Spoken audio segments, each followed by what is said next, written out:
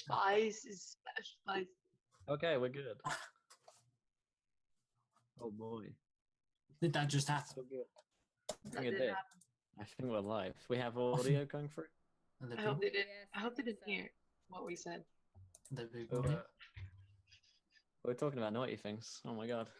Oh, the naughty things. Oh, I hope you didn't hear the stream. So yeah, hello everybody. Welcome to Encounter Roleplay. My name is Will. I'll be your host for today, but not a dungeon master because that is Josh's job. We apologize for any technical difficulties. Like I say, we're pushing for the alternative with no show whatsoever, and so we wanted to put on a show for you guys. No matter what, the show must go on. So if janky things happen, they're gonna happen. It's all good. So no, it's all good. So good to see you guys. We heard everything. Oh god. Oh god. So today we're playing a D&D5E one-shot. It's called Where the Mountain Sleeps, correct? And Josh is running that. So Josh, why don't you tell us what's going on today? Oh well, basically, this comes from essentially the bag of holding that is my creative knowledge slash random ideas I have at like 3 o'clock in the morning. I'm like, I don't make a one shot out of that. Yeah, why not? We'll run with it. So this is Where the Mountain Sleeps. So you guys are all going to be playing new characters. This is going to be a level 3 game, so pretty low level. So it's quite dicey, could be dangerous. I mean, you guys might die, and I'm okay with that. I'm entirely okay. I don't actually think we've got. I think these are going to be some new and crazy characters. There's been much debate about accents, so I'm just gonna lay the land out for you guys, just so you are aware of what your surroundings are. And I'd like to introduce you guys. And I'd like you to basically, we'll go around, you introduce who you are in real life and who you will be playing and what you were doing around a campfire on a trail. And that's how we're going to do the introduction today. So I am Encounter Josh. I will be your GM today. And the world around you is quiet, eerily quiet. Almost like a forest setting on a small trail that winds along a path directly by, like, essentially not a mountain range, just one large mountain and sort of dominates this area of the land. And it's just sort of in the way at the moment. You guys are traveling around it. There's, where you're going is your own business. There's a large settlement on the other side with many trade routes to many different places of a vast kingdom. There's no war going on or anything like that. So, it's all good. You guys are just some happy campers, happy travelers together. Speaking of happy people who are cheerful and bright and lovely, let's go to Kira, who's the loveliest person and may actually get to play her character and not get demonically ruined 20 minutes into this. No promises. Yeah, we'll get on it. Yes. Well, I was busy setting up the stream for Will here, so I've got. So we'll move on from Kira real quick to Charlie. Who are you in real life? How is your hangover from a terrible party that you went to last night? And who will you be playing today? So many questions. What is this? Okay, I'm Charlie. Maybe we don't know. I'm not sure. I just woke up and I don't know what to do. Anyway, I'm playing a barbarian human Nord, so I'm kind of playing myself. And talk to you, Josh, because we all know that you're so jealous. And all the jelly. Yes. All of it. Literally. All the jelly. Yep. Of jelly. Yeah, so you're playing a sort of like a Viking barbarian, essentially. Bit of a badass. Yep. I'm loving it. Right. Speaking of people with fantastic facial hair, let's cut now to Will. Who are you? What are you? Where are you? What's going on? Well, my name is Will. I'm Encounter Roleplay. This stream thing was happening now. And I will be playing Dagnum Ironstump, who is the most dwarvish dwarf that you've ever met. He's Billy Connolly dwarvish. Yes. That's how dwarvish he's gone. And he's a ranger. So he's a dwarven ranger. And he kind of got big, kind of gruff, graying beard. He's actually getting quite old for a dwarf. He kind of lived up in the mountains all of his life and hunted there. Now he's just kind of coming down from his mountains to, to chill with the kids, because recently his mountain home was destroyed by a landslide, basically. So Yeah, Yeah. he's having a bad time, but he's getting through it. Yeah, I mean, he probably saved a fortune on removal people because it just ended up at the bottom of the mountain. So, It's very true. In some ways, it was a benefit. He's just trying to look on the bright side. He does have an iron stump, yes. Now, I would like to post a disclaimer before we go any further with the stream, and just to give Kira a few more precious seconds to create a character, that Will has forewarned me, in fact, and he sparked some discussion here in our private little chat when we were talking about this, is Will is threatening to play the most Scottish person you've ever met in your life. So be prepared for that. Now, Charlie, I believe, is also playing the most Swedish Swede she could possibly muster. So we've got the most Scottish man who isn't Scottish, but is actually not bad at a Scottish accent, with this most Swedish Charlie we've ever met, who we've never actually heard her go full Swede before, so this could be beautiful. Kira, I'm regretting this already. Yeah, I know. No, I'm putting you on the spot. I've said it now, it's live, you have to do it. Kira, hit me, because there was rumors that you potentially are making up an accent entirely that doesn't exist in this world for this. You said that, not me. This is an accent practice. I did, yes, this is gonna be practice. Just bear with me. I'm gonna come up with something on the spot. It's gonna be not wonderful. gonna be anything known. It's I believe you're playing a bard. I am playing a bard, and it's a tiefling. And her A tiefling name bard? is Faith. Ooh, There we tiefling go. bard, edgy. Yes. So, do you have a name? Faith. Faith, indeed. Mhm. Always. Nice. Yeah. And thank you to Pindragon for following. Welcome to the Avenge, my friend. You're a gentleman and a scholar. So I believe we're on something like 23 out of 30 followers, around that kind of zone. Okay. When we hit 30 followers today, you guys get to decide something which happens in our game. So if you wanted to switch our accents around or just throw a monster at us, hit that follow button to join us. And when we hit 30 followers today, you guys get an all-important viewer decision where you get to decide something which happens in our game. People saying you're still pretty low on volume, Kira, so you might want to try and bump yourself up a little. Test. Hello. Um, Hello. Also, we have a tweet here. When this tweet hits 20 retweets, you guys get to decide something which happens again, a second viewer decision. And when we hit a bunch more subs, same thing will happen, guys. So let's keep it rolling, keep following. We're here 5 nights a week, 10 shows a week, current encounter roleplay. So if you haven't followed yet, join us on the other side of the fence. Yeah, the retweets will be reset. I think we're on something like, I'll go check in a second. Yeah. And while Will is doing the checking of things, if you guys are sitting there and you're like, oh, I really want to get involved now, well, we have a fantastic donations table. It's all just down there. Look, just down a little bit. Everyone help chat. Go down. On this, guys. Yeah. Go down. Oh God. Okay. So yeah, if you want to check out, there's the D10,000 table, the infamous D10,000 table, 10,000 things that could go horrifically wrong or horrifically correctly right, or just weird for all of our player characters, and you can even give them to me and I'll assign them to NPCs, or you can assign them to NPCs. So it's going to be a load of fun. I'm going to get you guys started. We are around a campfire. Now, you guys have been traveling for a few days. Whether or not you guys want to say, maybe you've done some work with each other in the past, or maybe it's just a convenient way to travel together, because let's be frank, you are traveling by a mountain, and things like trolls, bears, wolves, they all live around here, and this is their turf. And you're not really traveling past any civilized areas anytime soon. So, it's probably best to stick as a group, just so you can ward off potential, maybe even bandits. You don't know. So, it's just safety in numbers. So, as you guys have moved together, it's just the three of you. As I said, there's no war going on. There's no real huge threat. So it's not like you need to travel with a small army. But have you guys let's pick you maybe 2 days into your travel around a campfire in the middle of the wilderness. There are some trees around you that sway gently in the breeze. Very little animals around. If we've got a ranger, I believe you're actually, interestingly, playing the new revamped, sexier ranger. Yeah. I'm playing the revised ranger from Unearthed Arcana, so putting it in practice, boys. If if you guys have been tempted by this, if you guys haven't had a chance to get a taste of this is only a level 3 character, but I mean level 3 is high enough for you to. Have you gone Beastmaster or have you gone? I went a hunter, so I'm going down the kind of damagey traditional, yeah. And So Cavalus for following. You're a gentleman and a scholar.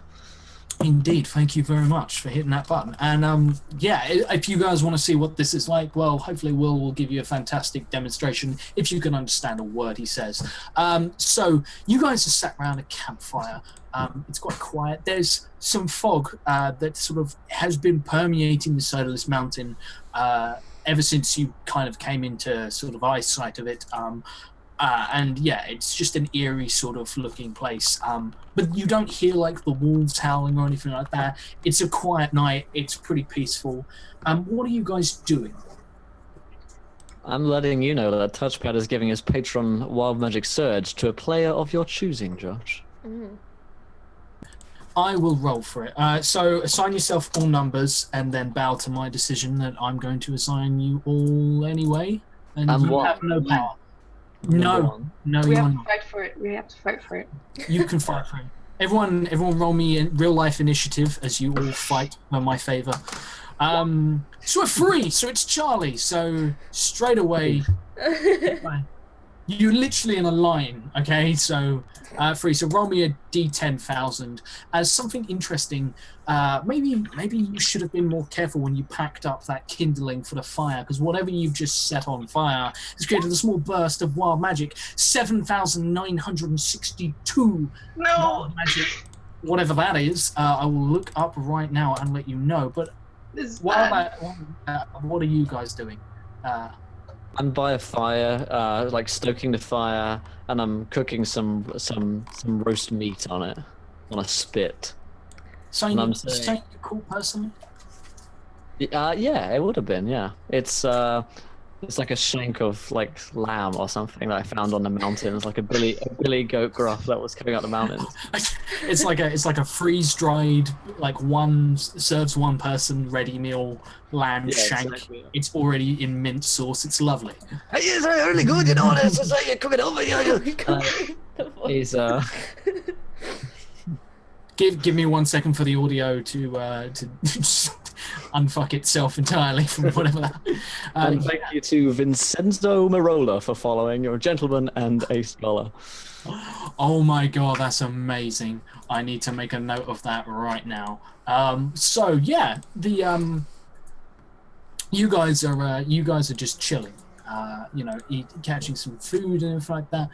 We're going to start off with a little travel mechanic. You guys aren't going particularly far over the next few days. It's quite a quiet trail.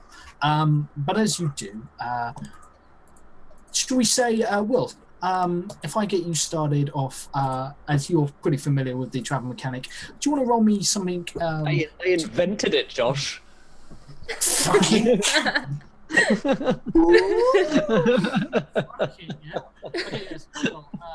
You're probably unfamiliar with this, so I'm going to go ahead and explain what this is for you. I'll try and use small words and understand. Sure, thanks, man. So for those of you who don't know, travel mechanic is a simple little travel mechanic where we'll go around and everyone will pick a skill and something that happens upon the party's travels, and how they use this skill to overcome this problem. It's creative control to them, and these are just a little cool way of bonding the party together, coming up with little troubleshooting things that potentially just ruin an entire plot line. So, Will, hit me with that beautiful travel mechanic. All right. So as we are traveling along the road, I spot an elk in the woods. A wild elk appears. A wild elk appears, kind of, maybe a few hundred yards off. We've kind of just stumbled across it because we've been walking in silence, and I put like a mild finger to my lips and beard, and I say, "Hey, no, there's an elk. Hey, but I die." that wasn't actually a word, that was in Dwarvish. But he basically he says, "Hey, keep it quiet, there's an elk." And I go like unstrap my crossbow very like stealthily. I would take out my great axe, like, so should we go and kill it? I'm following behind. With an axe. I'm just like not with an axe. I'm just like plucking at my lute, like bling bling bling. I'm like, nay, nay, nay, nay. And I like point the crossbow towards you. I'm gonna roll a perception check for this elk because someone thank you so much. Thank you so much to Firefly out for the 3 months. Let's raise a drink for Firefly. Salute to Firefly. And thank you so much to Karakter, who donates £9 and says, nat 20 for Charlie's Swediest Viking, Will's Scottiest Scott Dwarf, and Kira's Bardiest Bard. Thanks so much, Karakter. Appreciate it, my friend. Indeed. So far, she has avoided the accent, so she's just plinked. So we don't know what's coming, but I'm sure Kira has provided like a suitably epic voice for this. So yeah, make a note. You have 1d. You have natural 20. So yeah. Also, we've got Touchpad's Wild Magic Surge. Indeed. Yeah. No. I've already given it. It's gone to, and it's in the works. It's something that I'm going to let simmer just for a little bit, but I guarantee you, Touchpad, you're going to love this. So I'm going to make a quick perception check. It's just a 1d20. On a 9, this elk manages to not hear the scintillating sound of the lute. Isn't startled, isn't alerted. He's just grazing at the side of the trail.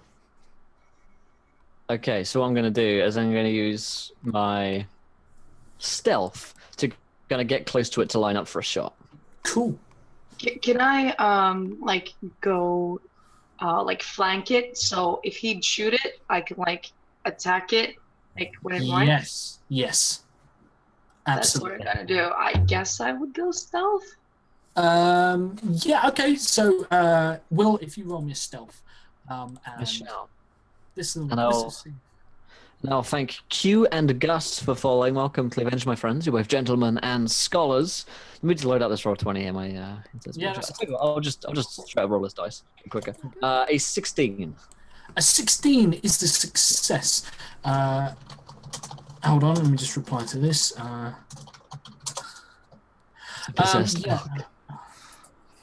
So on a 16, yeah, you managed to get pretty damn close. And as you sneak up, you flank it. I take it you're gonna shoot this elk. I am. I intend to. Make me an attack at advantage because this thing has zero clue that you are here. So it will be alerted regardless of if you hit it or not. But yeah, do it. So okay. I want to hold my action until it comes. So I'm gonna be ready to throw or. I rolled a 23. 23. Roll me some damage. And yeah. Okay, so that's going to be a 4 damage. On the lowest damage you can possibly roll for that. Yeah, you get it in the butt. You fud into this thing's butt. You tap that, and it takes it. Tap that butt. It takes it, and it sort of is startled. It runs. It's gonna run past Charlie's character. Who do you want to just quickly do me a favor and change your names in the roll 20 just so I can remember the character names? But is it Fora Stein? Dagenham.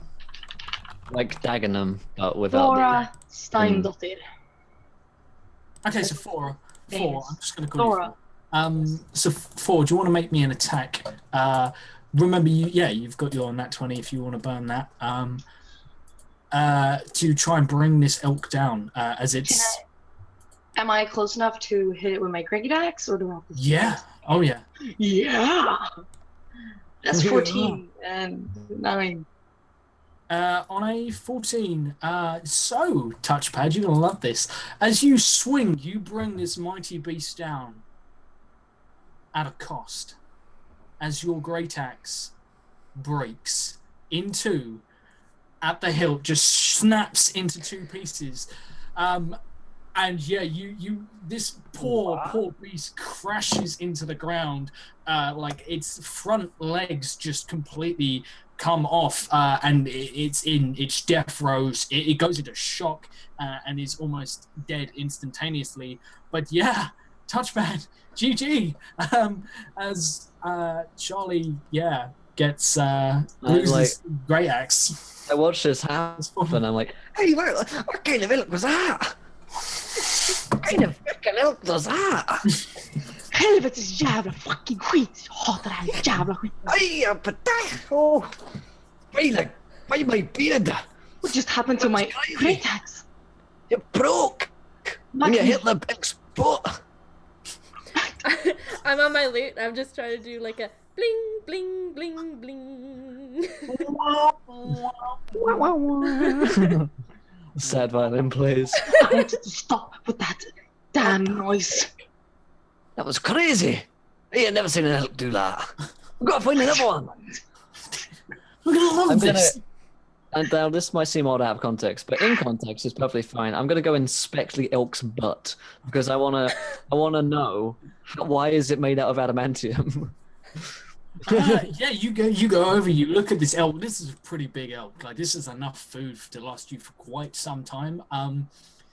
Looking at the butt. Just at the butt. Nothing else. Yeah, no idea. No idea how exactly. She's managed to do this. It's more like a testament to how hard that swing was. The axe couldn't take it. Maybe Yeah.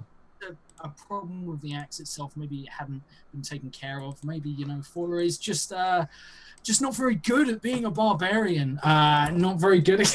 I just love watching the rage. Yeah. So. It's not the. Yeah, I'm gonna be like, that's crazy. We'll see if we can't get that to like a blacksmith and maybe we can get it fixed. A blacksmith cannot restore the power that was in my weapon. I think he might be able to. I think that's what money. They do, They gave this to me. Fix things. But my weapon, it is me. Well, let me see here, lass. Was this dwarven made? Yes, dwarven made. Shite. Well, in that case, there goes my theory. But you are a dwarf. Hey, All I dwarves am. can make things, right? That is racist, right there. That's racism. Oh, right, I know that. Yes, of course I'm racist. But I put over my edgy cape and then like stealth off into the forest because I'm a stealthy dwarf. I'm gonna lean over to what was your character's name, Charlie? Thora. Just be like, I would really fancy his cape. What the fuck is that voice? I'm so sorry. I can't think anything. The creeper face. The creeper face. Real for that. Yeah. Wow. What an accent. Beautiful. Wonderful. Okay. So yeah. You guys have like supplies. Minus a barbarian axe. Plenty of food to go around, and I'm gonna say, like, as a ranger, you can skin gut, bone this thing. Everything's good. You can bone it to your heart's content. Yeah, I would like to skin it, and I'll take its pelt as well for like a blanket for one of them. Because I'm a little sweetheart, really. Is old Dagnan. Yeah, He's an old, like, twinkly-eyed dwarf, despite the fact he's like kind of edgy. Yeah. Yeah. Which I mean, yeah, Charlie Bill. Which I mean, he's got ticks on his face. He's just got crazy eyes. That's what I meant. Racist. So I'm going to move on past Charlie before Twitch bans us for the blatant racism. Yeah. Just blatant Swedism. Indeed. Yeah, there's a limitation on how much Swede you're allowed. So yeah, we'll take it around to Kira. So Kira, do we have a name? Is there a name? Faith. There is Faith, and Faith is with you. You have faith, wonderfully. And what does faith give you exactly? What kind of problem does faith overcome? Faith is going to atheism. Wow.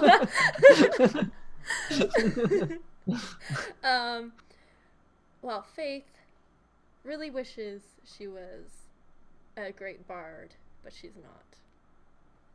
And she had this one rival in Bard College. Like the sorority. Yeah. It's like the Battle of the Bards. Yeah. Yes. Another tiefling. They were like best friends, but things went pretty sour with them. Oh God. Her name was Hope, Faith and Hope. They were like meant to be, but it didn't work out, and mostly because Faith is very jealous of her abilities to actually play the lute. Yeah. Unlike Faith, who she shreds it. Yeah. Yeah. Damn. I'm looking at Hope's character sheet. Like, give up. Hope's. I mean, there's no hope. Yeah, there is no hope. And while we are walking down this path, we are going to run into Hope. Of course we are. Yes. You know, Hope is actually traveling back from her what was it? Gig. Yeah, no, it's varsity, like varsity or whatever. Yeah, no, she got like a scholarship at like the big city where you guys are probably heading, and she's like coming back to visit the family. You kind of know here that there were limited spots, and you probably lost out to Hope. You know, so she's coming along. She's vivid green, has sort of like feathers instead of hair that like come back on her head. She almost looks like a peacock. She's wonderfully like flamboyant and yeah, is all about sort of like putting on a show and a display. And yeah, she's coming along, and you hear like this beautiful music that precedes her everywhere she goes.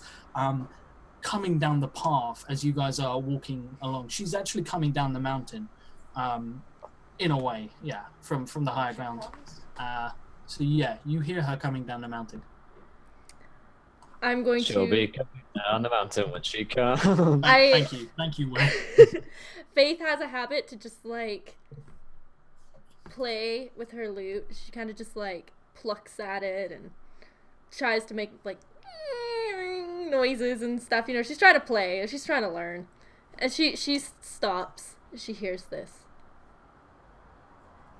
And she's... What's that sound? I don't know. It sounds really good. It is. It does sound really very good. That's like the best thing I've ever heard. It might be Necken. We should be careful. They lurk next to water. Why would they be naked? Because it's Necken. He plays on his violin and he lures. They might be naked.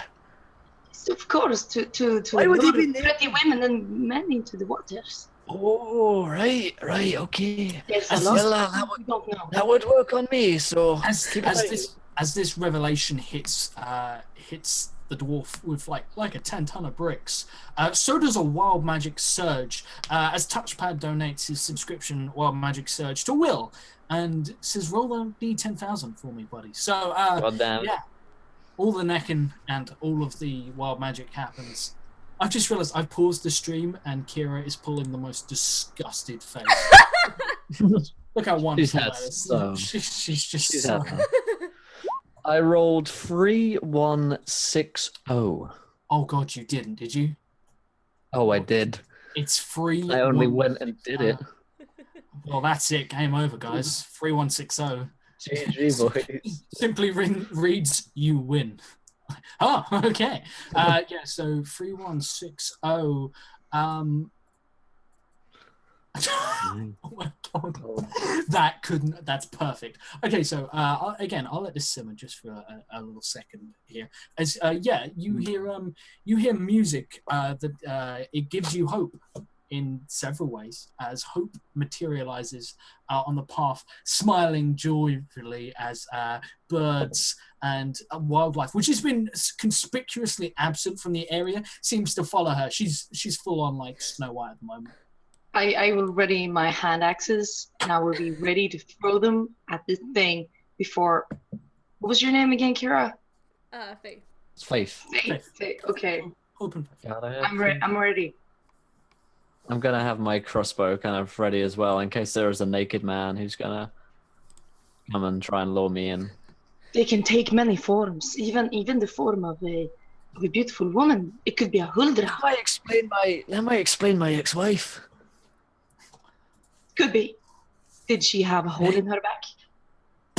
I guess. Well, in a not such in a back, but certainly in a backside. Hope appears, entirely shutting the conversation down, entirely, as she plays her lute so loud that whatever it was that was just being said is drowned out. And she is before you, and she looks and says, Faith? Is that you? That's your name. Oh dear. I lost my accent. I don't know what the fuck it was. You're like, hello. It was too bizarre to. This world was not ready for it. Can I roll something to see if it's actually a person or if it's just like a Necken or a Huldra? Roll me a nature. Yeah, this is some sort of beast in front of you. I throw my hand axes at it right away. Cool. Make me some attacks. As she's not ready to be assaulted by her friends traveling. Yeah, 19 fucking hits. Hope. She's got quite a low AC. She's got epic amounts of hit points. Because I'm throwing both of the hand axes. Do I get 2 attacks or do I just get 1? You know what? I'll let you throw the other one as well. Because you broke my great axe. Yeah, I'll let you throw the other one as well. That's a nat 1. That's a nat 1. Cool. So you throw Nailed it. You throw a hand axe and it buries into her shoulder, and the second one comes towards her, but she's already taken a hand axe. She's in pain, so she's like falling. This hand axe sails over her head and buries itself in a wolf that was following her beautiful music, and it looks pissed. Oh God. I don't have any weapons. Everyone roll me initiative as you just disarmed yourself. Another expert. This is the first time I'm playing a barbarian and Josh fucked up my great axe. I didn't. Blame touchpad. In fact, you know what? Don't blame touchpad. Blame me. Yeah, I will blame you. Leave touchpad alone. You know what? For picking on touchpad, I don't know, I'm gonna hurt you for this with a wolf. Oh my God. Yeah, you can't touch the subs. You can't come anywhere near the subs. Okay? So, man. as you might have made a drink emote, Charlie, but that doesn't make you a sub, okay? Exactly. So as I see Hope getting just like, no, I mean, Oh damn. I mean, okay, so Charlie's going to be particularly thrilled here. As I come up with the initiative order, which is, let me just see. The wolf is called touchpad. The wolf is called touchpad. Damn right. No one knows this. Because it's got like padded, like paws. Oh, and it's about to touch you. Believe me. And it's about to touch us all over. Okay, hold on. As there's this sudden like you bury this axe and the bird song dies, but the birds don't. They look angry. Everything looks angry. As this sort of like entourage of wildlife, Snow White style. oh my God. This is about to become like the side of Disney that they don't want you to see. As suddenly birds and all manner of wildlife turns and starts rushing towards the party, specifically focused on Fora. And you're going to take some attacks. First of all, from because it's Charlie. And I know Charlie will love this. Does a 22 hit your AC? Yes. Oh, actually, no. Sorry, they're rolling at advantage because they're ambushing you. They're being ambushed. Thank you so much to Light for the 2 months. Thanks so much. I salute you. Raise a drink for Light for 2 months. Thanks so much. Absolutely.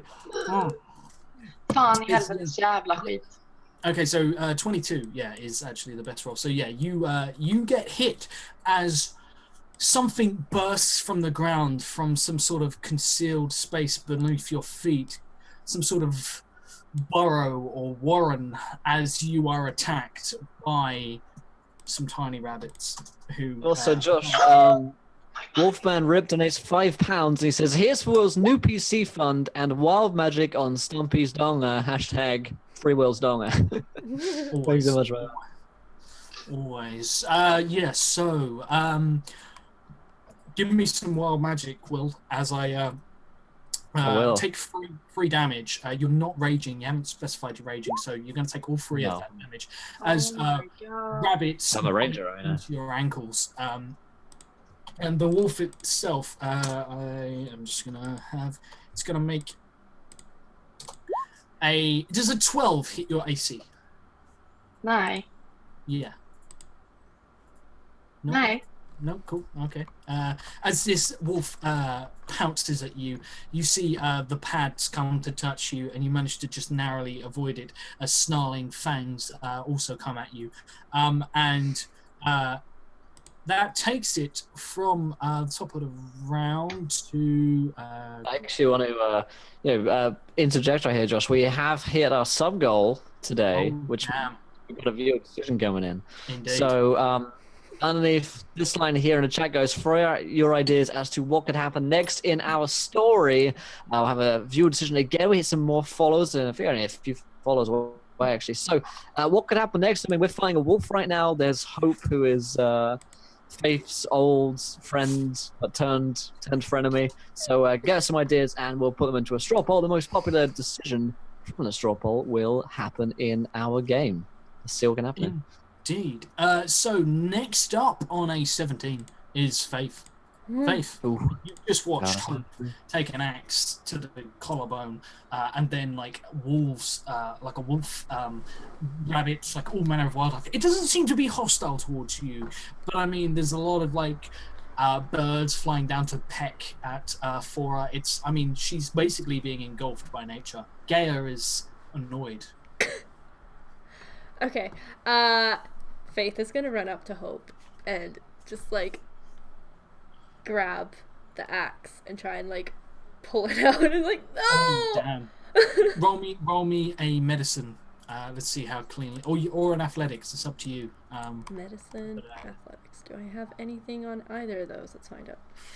I mean, as a bard, you have jack of all trades, so you have bonuses to everything, which is kind of cool. It's just regular.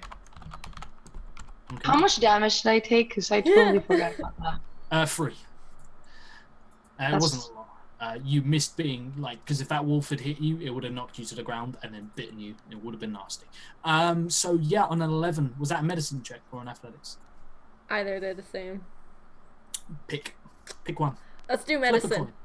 No, medicine. Okay, on an 11, 11's not fantastic, to be completely honest. So yeah, you pull the axe blade from her collarbone. It's not pleasant. She screams, she howls. Her normally like idyllic, beautiful, lyrical voice is cracked with agony. It's a ragged, raw scream. This is her playing arm. You know that for a fact. Whether she'll ever play the lute again is now on the cards. Like that's a hot topic of conversation. Hot squishy right there.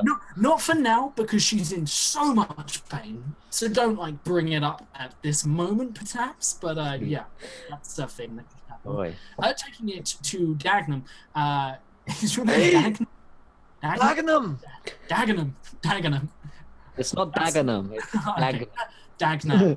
Dagnam. Yeah, okay, Dagnam. Okay, so who has just rolled one shy of 8,000? Yeah, I did. So let me tell you exactly what happens as you make some sort of... Oh dear! Hey Jay, what's up, man? Okay, so what are you trying to do? I am trying. I'm gonna go shoot the wolf. Okay, cool. As you sort of like turn to like, because this thing is like essentially jumped through your group. So as you turn to like bring this thing into sight, you're not sure how. You've not really noticed this up until this point. But yesterday, your feet were burnt to a crisp. Hey, that happened. I remember yesterday when I put them in the red hot colds for absolutely no reason. That was great. So I'm gonna, you're gonna. What I've done is I've got my like big boots and I've just packed snow into them and then I put my feet onto them that's better. The snow is finally starting to melt. You're starting to feel it. It's so yeah. You can make me that attack. You are going to struggle to move around for some time. So you get that. And thank you to Tigressoni22 for following. Welcome to the event, my friend. You're a gentleman and a scholar. So what I'm going to do is shootly thingy. It's 11 against touchpad dwarf. 11 is actually a hit. Wow. All right, touchpad. Gotta get some better stats here, bro. I rolled a 6 for damage. 6, yeah. Is it below its hit point maximum? It is indeed. Then I roll another 1d8 for Colossus Slayer. Yay, for Rangers not being straight anymore. 8 damage. You total of 14. 14 damage. This wolf is not. It's seen better days. It's seen much better days. It's in a lot of pain right now. I will just say real quick. Who have we got a viewer decision bubbling away? Is someone compiling? We do. In fact, yeah. Sorry, that was me doing that. I've got the poll here right now for you guys. Cool. Do we want to post that because we're coming to the end of the turn order? And yes, throw that out as quick as we can. We'll try and get that in because we could have quite a few of these straw polls tonight and viewer decisions because we like to get in as many as we can. And you guys love to hit that sub button or hit that follow button or retweet and all that wonderful things, and we massively appreciate it. So as that happens, we finally bring it round to the Swede. So Charlie, you are here. You are causing chaos. I'm geared. I'm geared for war. You are indeed. So completely unarmed, tell us all about how you do something as a barbarian. I don't even have weapons right now. No, you don't even have weapons. GG on that, by the way. You have your fists. I do. I have my Swedish fists, and I'm gonna shove it up. Something. Take my Swedish fists, and I'm gonna shove them up. Okay. I don't know how a Swedish fist sort of differs to any other fist. You don't want to find out, mate. You don't want to find out, I promise. Okay. So, how close is the wolf to me? It's close enough to fist. Okay.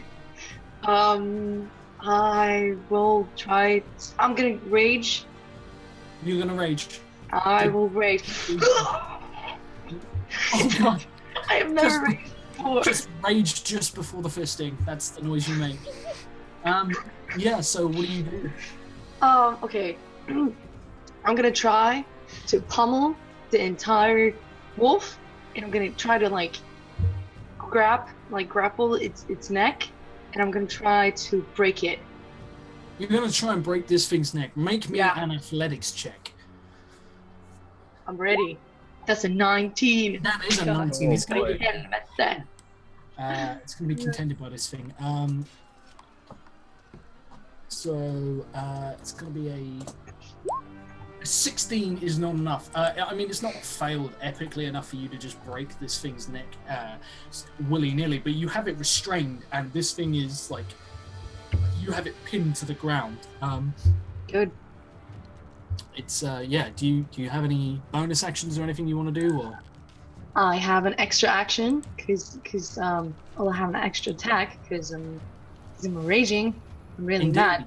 Can I try to bite it's like into its neck and like rip its like arteries out, like the main thing? You can, but I will tell you right now, if you do that, we'll never let you live it down. And I've got a guy who's he's really good at talking through like deep traumatic issues and like fucked up shit you want to talk about. And I'm gonna pass you his number, Charlie, because that's messed up.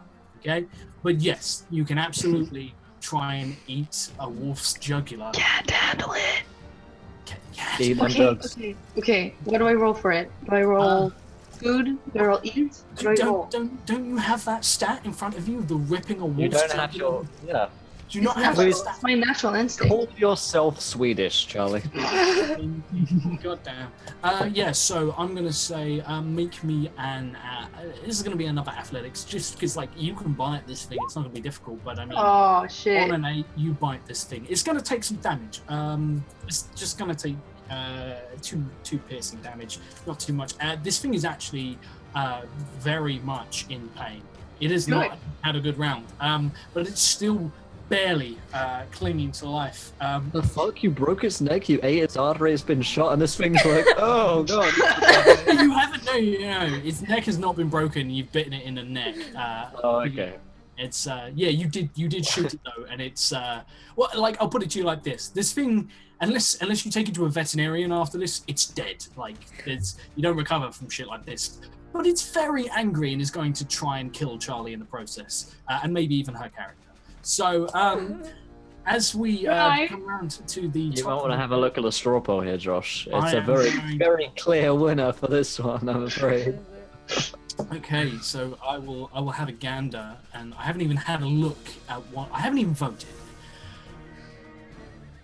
Oh That's the boy. mo- Okay, cool. So yeah, as this happens, you are sort of like biting into this thing's throat, but you feel yourself being bitten as well, Charlie. Like things biting into you all over. Like It's Dagnum. just there's creatures. This is Dagnum. Yeah, it's just yeah, things are like all over you. Even like you feel insects like biting into you. It's not pleasant. You are being eaten alive. You're not going to take too much damage from this, but you will take a little bit more, unfortunately, because you've really pissed off some wildlife here. But Swede. on a take 7 piercing damage. But as you do, do me a favor and make one last athletics check. This one will be another contended one, as this wolf is going to try and get the fuck away. 24. This wolf dies. You tell me how you rip this thing's jugular out with your teeth, but not in too much detail. You could. Okay, so I hold its neck, and I'm like ready. Delicately. Yeah, and I tell it like, you were a good wolf.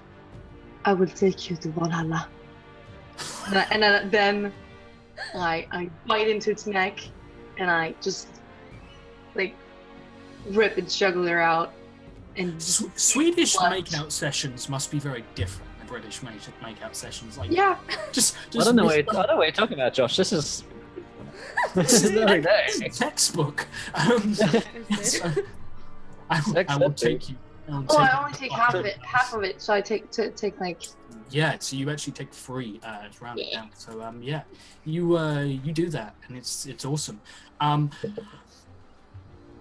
The wildlife is going to flee from this. There is a raging barbarian, and their sort of mother is on her back, bleeding profusely. Has not received any real medical attention other than removing the giant implement that was actually stopping her from bleeding to death. So, you know, it's all good. So we're actually kind of out of, unless anyone wants to make any attacks of opportunity against fleeing rabbits and bunnies, in which case I will deny you and tell you you're a terrible human being for thinking such things. And I will also point out that as this ends, people like the local wildlife flees. Hope is left in the arms of Faith, which is fucking spiritual sounding as shit, as Kira's character Faith holds Hope. Hope looking very weak, lost a lot of blood, has a shattered collarbone. There is a raging barbarian who hasn't noticed. She's got some pretty nasty flesh wounds around her ankle, and we have Dagnum. It's but a flesh wound. Oh, you can think that all you want, but the viewer decision has spoken. And yeah, you have Dagnum probably reloading his crossbow. As we hit sort of close to the hour mark, Will, some hugs. Yes. Some hugs, some hooks, some plugs. Some hugs. I mean, I can hug if you want. Some hugs and some hooks. Okay, yeah, anyone want a hug in chat? But mostly as well. I want to hug. Also, Okay, Tall Squall is going to give his Wild Magic Surge some love to Kira. Thanks so much, Tall Squall. Also, if you guys are new and you're not a sub like Tall Squall, you're not a paladin of the fields, then you can hit that follow button and join us when we hit 30 followers today. You guys in the chat get to decide something which happens next in our story. We're also here 5 nights a week, 10 shows a week here at Encounter Roleplay, so there's plenty of incentives to follow, as well as getting 100 free gold when you do so. Here is a tweet for you guys as well. When it's 20 retweets, you guys, you guessed it, get another viewer decision, and we're only a few subs away from the same thing. So if you're looking to burn $5 this month, then go ahead and do so. If you've got that sweet Twitch Prime subscription and you're looking to hand it out to someone, we're over here doing things. So yeah, other than that, you can donate to affect the game, give players nat 1s, nat 20s, Wild Magic Sturges. Also in other news, I'm revamping the Patreon over the next few days, so expect a cool new bunch of rewards coming up for you guys, our patrons, very, very soon. Very soon indeed. But yeah, that's my hugs and plugs. And pooks. Hugs and pooks. Hugs and pooks. Whatever that is. Yeah, so this happens. Charlie, make me a medicine check. Oh, that's a natural 20. I'm so good at. A natural 20. You feel something. You feel something in your ankle. It's like a heat. It's like a burning heat. It's you know when you hold something and you're like standing there and you're like, is this burning me or is this just cool enough for me to actually hold? But you're not sure. It's not so uncomfortable you'd have to drop it. It's not so uncomfortable you want to lop your own leg off or anything dramatic like that. Not that you have any weapons, you idiot. But you do sort of feel like this intense, throbbing warmth in your ankle. It's I mean, if it was somewhere else it might be pleasant, but there it's just weird. And yeah, you're just like itchy round the edges, and you look down, there is some savage little bites, nips. You have scrapes all over you. You've been pecked at. You've been sort of like porcupined. You've had all manner of stuff attack you, but specifically there is a ragged tear in your ankle. It's not like ripped through an Achilles tendon or anything. You can walk on it, but that does not look good, and it's already sort of feverishly red around the edges. And that is your situation. We'll cut back to Faith.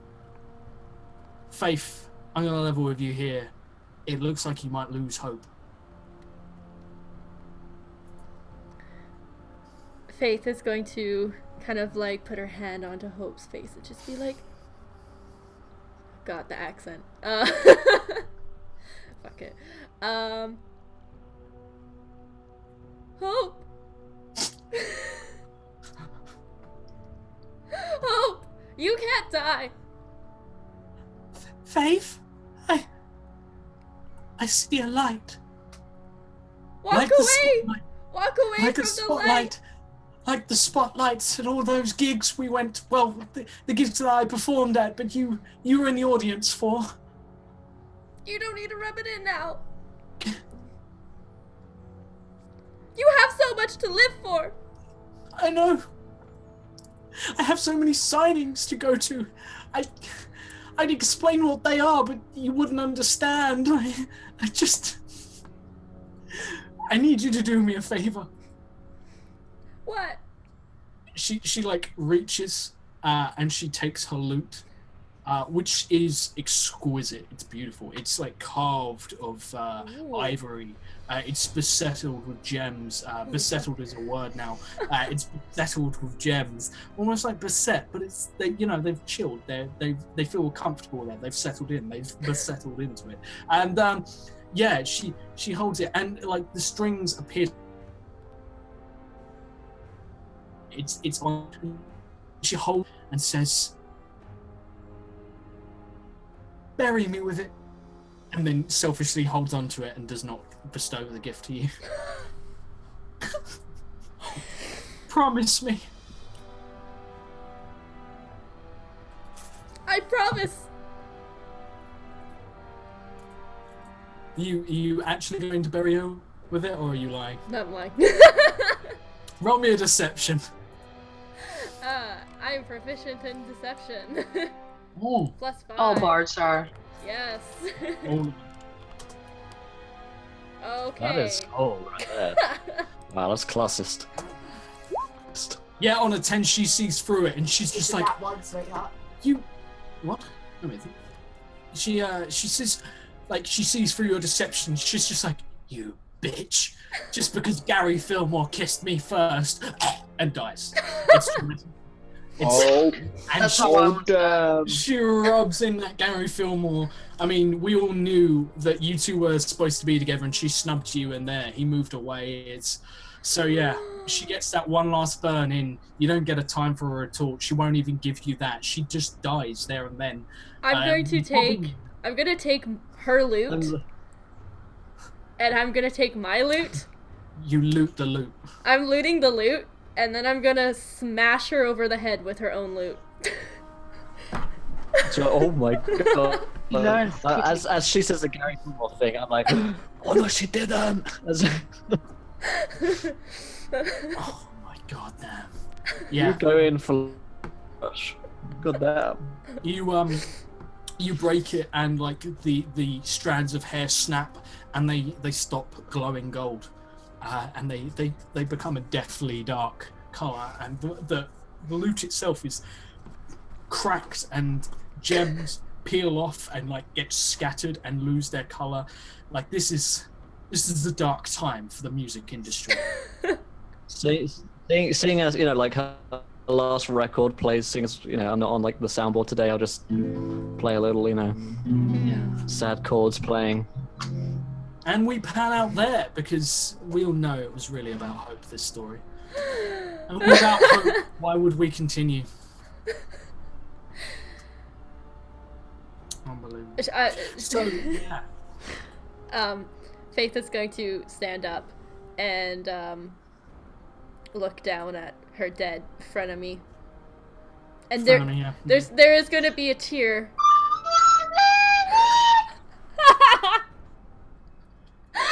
Oh my god, that was some God damn it, never again, woman. Rip headphone users. Oh my god. That was right in the Can we get some dance game? Okay. Oh, I'm just gonna recover from that for a second. As you guys are, oh god, sort of like left there. You've absolutely ripped her. She's gone. She's Ripperino, and you are now. Can I take the flute? I take the flute and I blow in it. You take the flute. The one that she kind of wrecked. Oh no, it's a lute. That's. Oh god damn! You couldn't even get that right, Charlie. No, you know your instrument. God damn it! Right. So anyway, yeah. So like the bard like smashes up the instrument, and the barbarian just pulls out like a pipe and just blows into it, and no one gets any recollection. And yeah, we I mean, do you do anything with the body? Do you bury it in any way, or do you just leave it there for the? I'll put like a rug of. I'll put the elk skin over her. You rest the elk skin over her. Does anyone say any word at her? No, she must be burned. Or she will come back as a draugr. Yeah, I do agree that we. I've been playing far too much Skyrim. That ain't Skyrim, man. That came from something else. That ain't Skyrim, bro. Original Swedish mythology. Okay, sure. Well, God damn. I'll put the elk skin over. If you want to burn the elk skin and then hurt, you can do. Yeah, cool. No, we must keep that elk skin. I did the kill. I know that you can loot somebody. I'm gonna. If anybody has like a torch or something, Faith is gonna take it and she's gonna burn the body and just be like, burn witch. Yeah, you torture. She goes up in flames, and you actually see everyone just roll me quick perception checks, everyone, as this happens.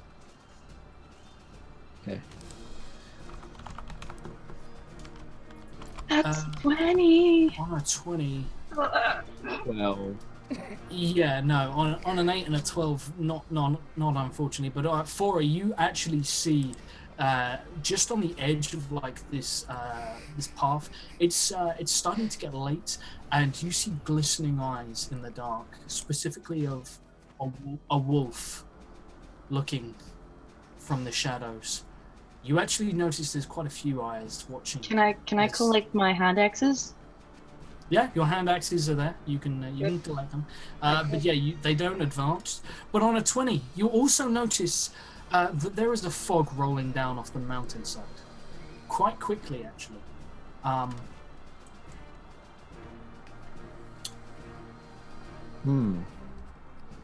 That's a strange fog. Are you a coffin? We didn't have a coffin. You didn't have a cough a minute ago. Kill her! We need to put her in a coffin. Goddamn. I say, have any of you seen a fog like that before? Because I haven't.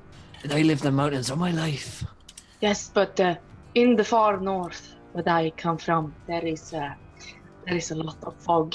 What's your Great. Nothing to worry about then. what is your preferred terrain, Will? As Well, ranger. let me tell you, because there have been some changes to my fucking, was it primeval awareness? I forget which one they call it. Natural explorer. Yeah. I've got all of them. Wait, what? So I have advantage on initial rolls. I ignore difficult terrain. Blah blah blah blah blah. Difficult terrain doesn't slow me down. Even blah blah blah blah blah. Basically, I get all the shit from before, but the range has been like you no longer have like a preferred like terrain. Unless I've got that case, wrong. I don't think I do. Yeah. Cool. In which case, I'll take you at your word there, and you know that whatever this is. Someone tell me if I'm wrong, because I might be wrong. Yeah. Tell him, grind him down, crush him. Yeah, you know that whatever Please, this 20 people tell me at once. That would be helpful. After the stream. Yeah, indeed. Immediately after. His preferred terrain is fog. Absolutely right. So yeah, you know that this thing, whatever this weather is, it's natural fog doesn't just show up when it damn well pleases. You know, usually there's some sort of like rules behind it. This breaks the rules. This doesn't give a shit. This is just like, I'm gonna go over there. And it rolls down, and it like, to give you some context, it doesn't look so bad at first. And then you realize that this is moving down and at the same time isn't getting any lower. It looks like it's going to roll and just block out the clouds. It's just this whole mountainside is just fog coming towards you. Oh my god, by my beard! Other dwarven things! And I say, everybody, run! I want to get away from this fog. Vidalagudar, we must run. We must hurry, I suppose. Hey! That we must! By Durin's beard! And I continue to prattle off dwarven things as he runs. Everyone roll me an athletics check as you book it. Alright, athletics check. I'm good at this. 20. And that's 20 in Swedish. No one cares. This is not an educational stream. Nobody cares, Charlie. Hashtag just Swedish things. Yeah, so we've got a Dagnum. In fact, you know what, Dagnum? I'm going to make you roll this at disadvantage, unfortunately, simply because you, buddy, are running on burnt feet. And there's nothing worse than running My on feet are incredibly burnt feet. As we all know, it's a 5. It's a 5. It's bad. It's bad. Like, your skin is cracked and peeling. It's the IKEA fold. Can I see that he's like having trouble? You can absolutely see. Can I carry him? Because he's tiny. You can try and carry him. He's actually classed. He's still a medium-sized creature. So. But he looks small. I mean. Yeah, you're just racist. So you can make me an additional athletics check at disadvantage to try and run with him. I believe if you want to rage, I will allow it and let you council. Help, my stubby dwarven legs can't carry me far enough. That's 10 without anything. What's a 10? 10 no matter which way you slice it. So yeah, you pick him up, and ahead of you, you see Faith like blazing a trail down, sort of like away from the mountain. And as that happens, Faith, I'm just going to give you on like a passive perception. You watch as this fog hits them, and they vanish. You guys don't feel anything other than suddenly incredibly moist, as fog is literally moisture. Hits you, and it's like that's a quote, really right? Indeed, you don't feel anything but moist as it like incredibly. as it hammers into you from behind, and just instantly, your visibility is down to about 2 meters. You realize probably pretty quickly, running right now on a small windy trail when you've got trees all around you is suicide. You will absolutely wrap yourself around a tree like an absolute pillock, just so you know. Faith, all right, seeing them vanish and being alone as the fog advances, do you continue to try and run, or do you hold back and try and recover your friends? You don't hear any screams or anything like that. In the actual fact, it's more like a blanketing silence falls, but you can actually feel like, if you listen really carefully, you can feel like the breeze pushing, like being pushed, and like all the trees moving, all the leaves rustling, and then suddenly silence just follows. A still air hits you. So, Kira, does Faith run, or does she stand her ground and try and find her? She's going to stop and stare at it, and like be absolutely terrified. As Faith becomes obscure. Ooh, edgy. And yeah, you guys find yourself in impenetrable fog. ERP moist. Racing ERP moist. You find yourself in a warm, moist place. It's okay. It's quiet. It's comfortable. There is eerie silence. You cannot see the sky. You cannot, like, the setting sun is instantly like there's next to no light. It's very dark. I don't know what races are everyone. We've got a tiefling bard. We have a dwarven. You're a dwarf. Yeah. So you guys have dark vision. Not that it or I'm a human. I don't see anything. It's okay. You see about as much as they do, except you don't quite see to the 3 meters of visibility you have. The others get the full 3 meter visibility. So you know, goddamn humans. And thank you to, if I must have followed, Slimy Wartface, Mandalore BMF, and Axel Pyro for following. All gentlemen and scholars, thank you for joining us, my friends. Indeed. So we're like stuck in the fog together, me and Nordic Girl. We're away from a viewer decision. Oh my god, one away from a VD. Yeah, so in the fog. Oh yeah, VD in the fog. Cool. So I'm gonna kind of whisper over to Charlie's character and say, "Can you see Faith? Can you use your Nordic ears? You see my face? Hey, do you see Faith? My feet?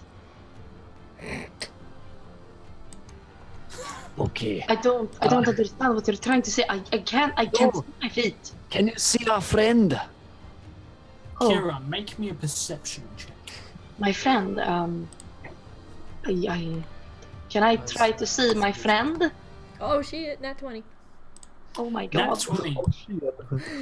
On a nat 20, you hear them.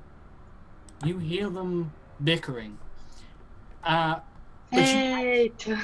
you actually see something moving in the fog. And as you sort of like take a moment to study it, there is a lot of stuff moving in this fog.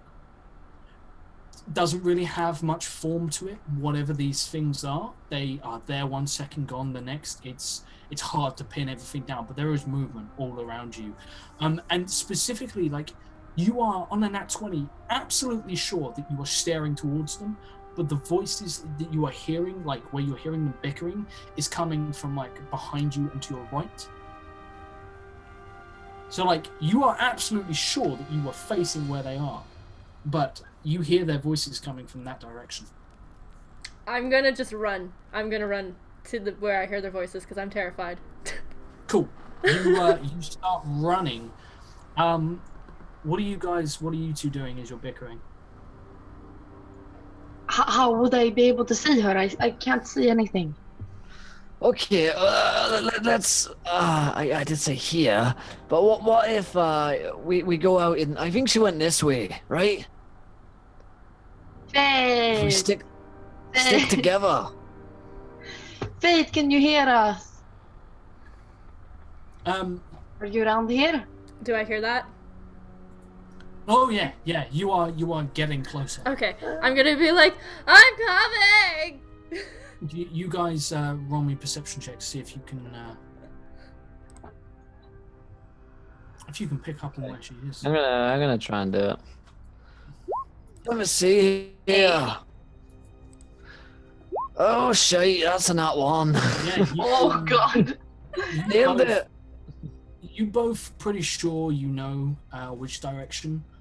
However, like Dagnum is just like he's adamant, like it's slightly off the trail, like wherever she's run to, like she's just off the trail in this direction, as he like is desperate to go in this particular She's right over here, I can just see her as I'm like looking at a tree in the distance. Like it's obviously a tree to everyone else, but I think it's. Is that really her?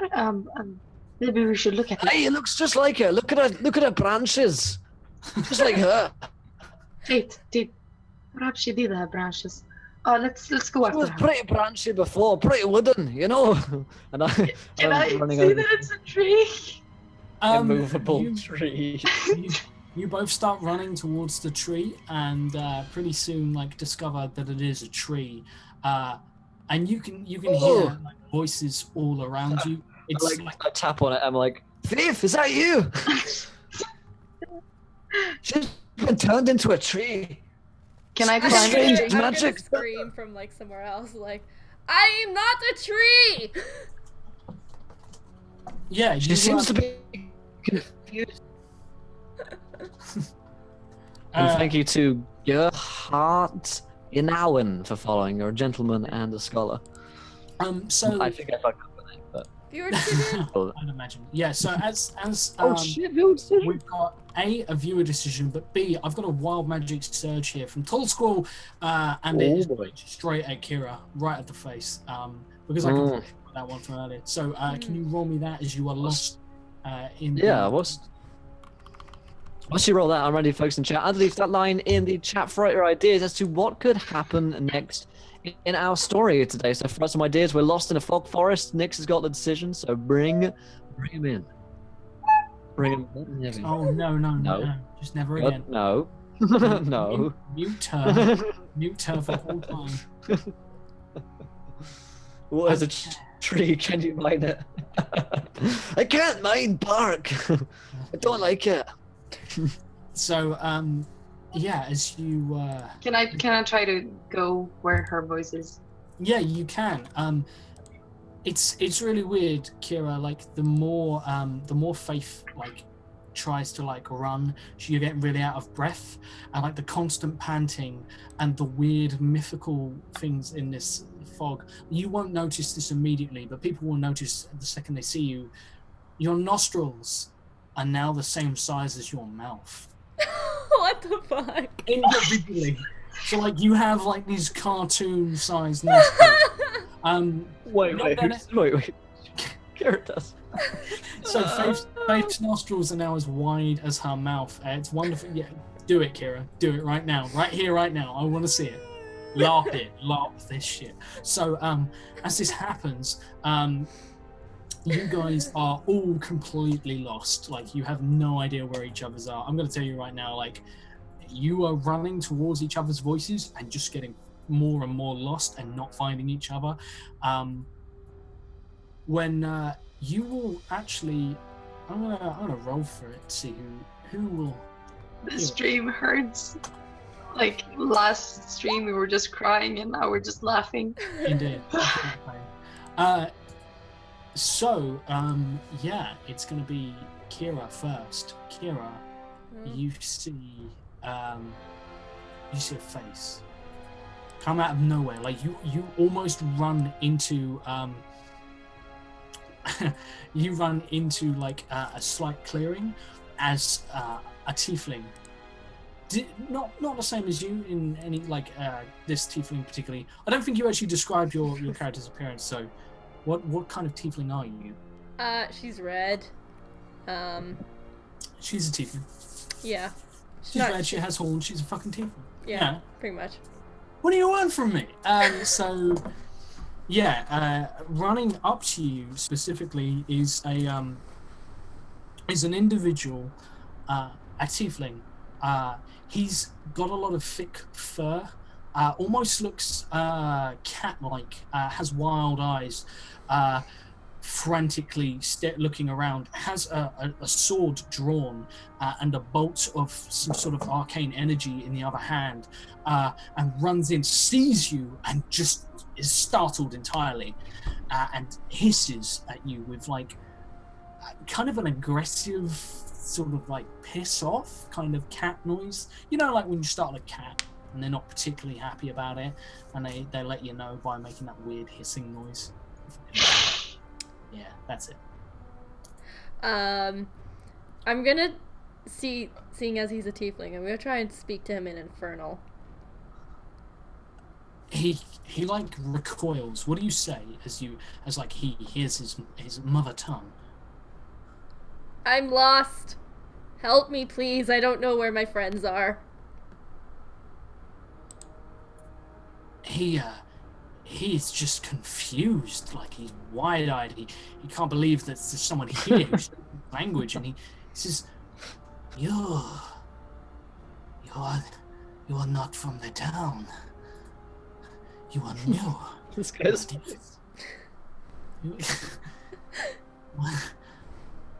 What is wrong with your nose? Nothing? You have snot, just it's like it's disgusting. But you are not from this town. You are not from Silver Ridge. Who are you?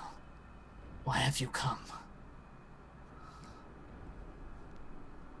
I mean,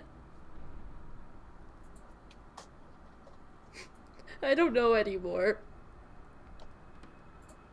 I was here, I was walking with my friends, and then fog, it ate them, and... Can we hear this? You can roll me a perception check to see if you can hear this.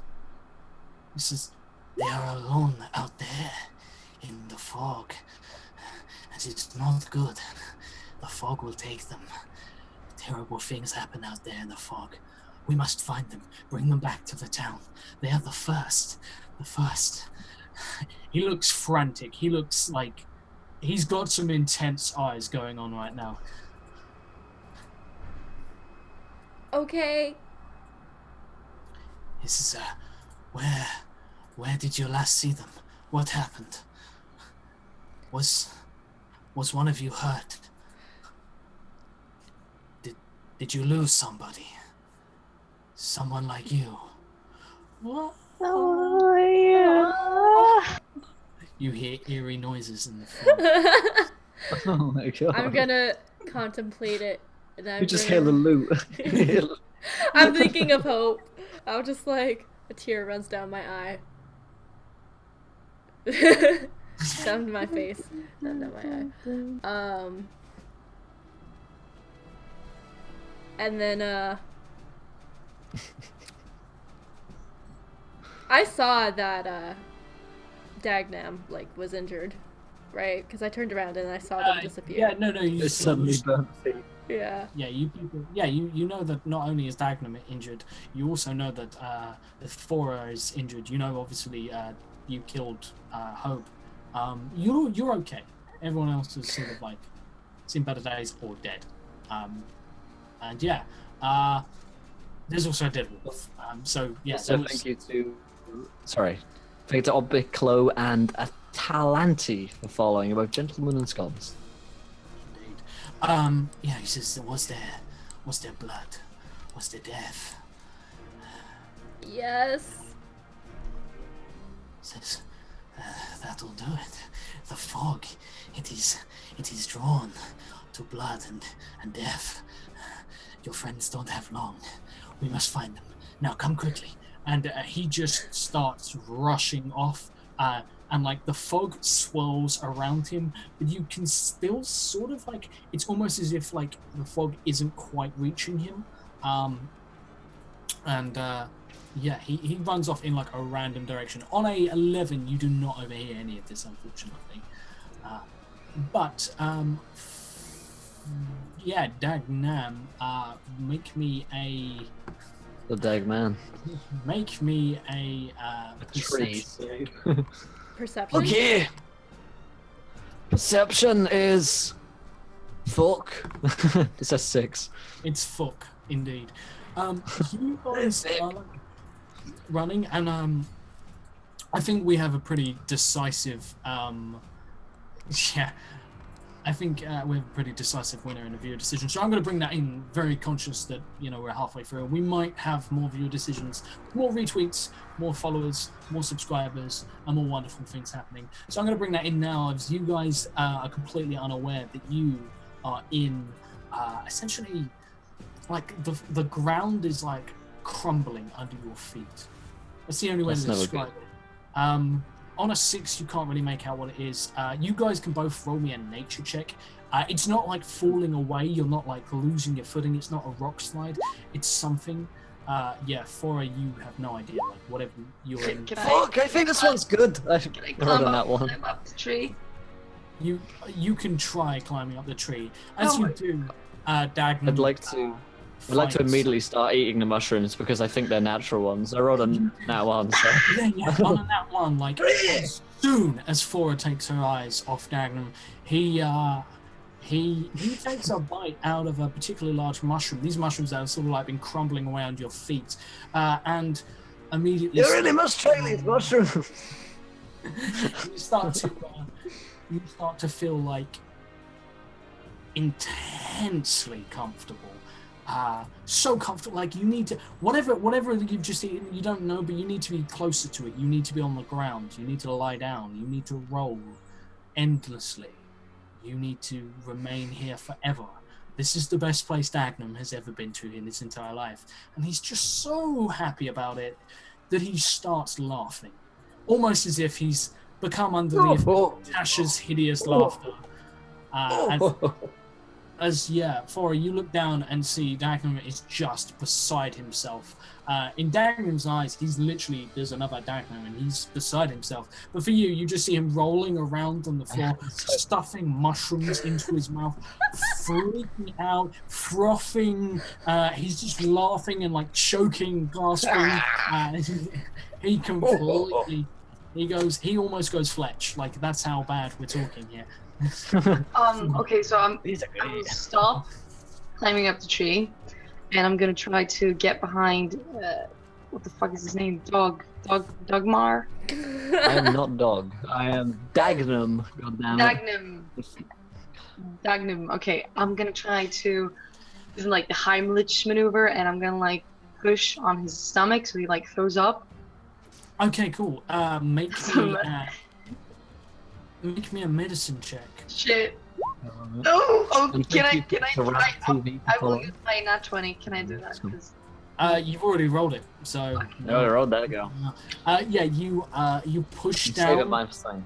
You push down on him, and he becomes winded, and like desperately tries to inhale, and inhales half a mushroom, like an entire mushroom. Dagnum is now suffocating. Can I do it? I'm gonna use my nat 20 to do a medicine check again. That's a nat 20. Now, what did you say to do a? I'm gonna another medicine check to like get it on. I heard Shrek. I was like a Trekiopter. Are you cutting your throat open? I heard a Shrek. I'm gonna do a Shrek check. I Shrek check. Shrek check. Yeah, that's what I do it for Shrek. Check your Shrek before you wreck yourself. So yeah, you like press his stomach. But given you 2 earlier, I'm gonna say you succeed. You are successful. He like is instantly okay. You do take some mobbed up mushroom to the face though. As he's Shrek is life. Shrek is life. Sorry. Thanks, Shrek. I mean, thanks. Sorry, I had this really weird dream where I was in Shrek 2. I was in the karaoke section. It was great. So as this happens, and he's like trying to explain this, Fora, does a 6 hit your armor class? No. Something reaches out, like the fog itself seems to try and grab hold of you, and you feel like the coldest touch you've ever felt in your life, just sort of like grope at your arm, a little limply. It's like it's just like, but it brushes against you. But when it comes away, like you feel almost as if the skin has been burnt a little bit. It's horrible. And standing next to you is a spectral humanoid form, shapeless and featureless, but still somehow there, as it reaches out for you again. You are apparently being attacked by the fog. Good, I tell you. Okay, cool. You can tell me that all you want. Dagnam, standing next to you is your old friend, reaching out, and he's putting a consoling hand on Fora. You know this man to be a cleric of light, someone who could help guide you from this treacherous place. He's a wonderful man. He's practically your best mate. His name is Shrek. And he's there he's there to help you. What, Charlie, does Fora do? And thank you to Moose Pie for following. You're a gentleman and a scholar. Moose Pie. I get my show on. Okay. Hey now, you're a rock star. Yes. Okay, so I see Dungnam getting. Why is that? Why can you not? Why does that just sound like sweet sounds? Dogmar. Is it Dogmar? No, it's Dagnam. No, it's not. Not at all. Dagnam. He's literally changed his name to it in the Roll20. How hard is this? Dagnam. Is it Dagnam or Dagnam? Dagnam. Either of those is It's a one-shot, Charlie. We'll roll with it. It's fine. Okay, sorry. So I see he's all crazy, and there's a spectral thing going to attack me. That is attacking me. Okay. I want to rage. You can rage. I'm angry. How many rages do you have? I have 2 left. You have 2 left. Would that mean that I have 3 attacks because I got 2 attacks with my hand axes? Yeah, I'm throwing each one. You can, if you're dual wielding hand axes, that's absolutely fine. You don't get to add your proficiency to the second attack because you don't have 2 weapon fighter or dual wielder, I think it is. So yeah, make me 2 standard attacks and 1 without your proficiency for your offhand, as you are going to make some swipes. Damn, nat 20. Beautiful. An 8 is not a hit. A nat 20 is not a hit. No, a nat 20 is a hit. Damn it. Okay, an 8 isn't a hit, so... yeah, 2 8s and a nat 20. So, like, your first 2 swings, like, miss in... Like, they hit, but they don't connect with anything. And, like, it reforms around you, your attack. And, yeah, you go for the second attack, and a similar thing happens. And then it reaches a spectral hand out for you, and you swing a mighty blow from your hand axe, and it just connects with something. It's almost like swinging a blade through water. You are aware that it's slowing down, coming into contact with something, but this is not like hitting flesh or blood or bone or anything like that. Yeah, so it's actually, it doesn't appear to be, it takes the hit and it moves back, but it doesn't appear too phased by this as you slice into it. And everyone roll me initiative as Kira, you and thank you to... Go ahead. No, I was just going to say, Kira and this tiefling rush up on everyone else, and I find other things to say to interrupt Will for a third time. No, it's all good. I rolled a 16 in my initiative, and I wanted to thank Free Will's Donger for following. Welcome, Cleavage, my friend, gentleman, and scholar. Stay strong, brother. Stay strong. And Kira, as you and the henceforth, well, his name is Raz. You and Raz run see the party. You have Dagman lying on the floor, hallucinating like fuck, with mushrooms just all around him. Some regurgitated. Some... Shrek, take me back! He's yelling Shrek for some reason. You also have Charlie's character, Fora, is swinging into some sort of spectral shape, and Raz says, "They're here." So as you guys rush in, sort out your turn order. I need to go AFK for 2 seconds to use the bathroom. I'll be right back. All right. By the way, seeing as I'm now a revised ranger, on my first turn of combat, I have advantage on attack rolls against creatures that have not yet attacked. I also get advantage on initiative, as Corrected reminded me. Fuck yeah. New range.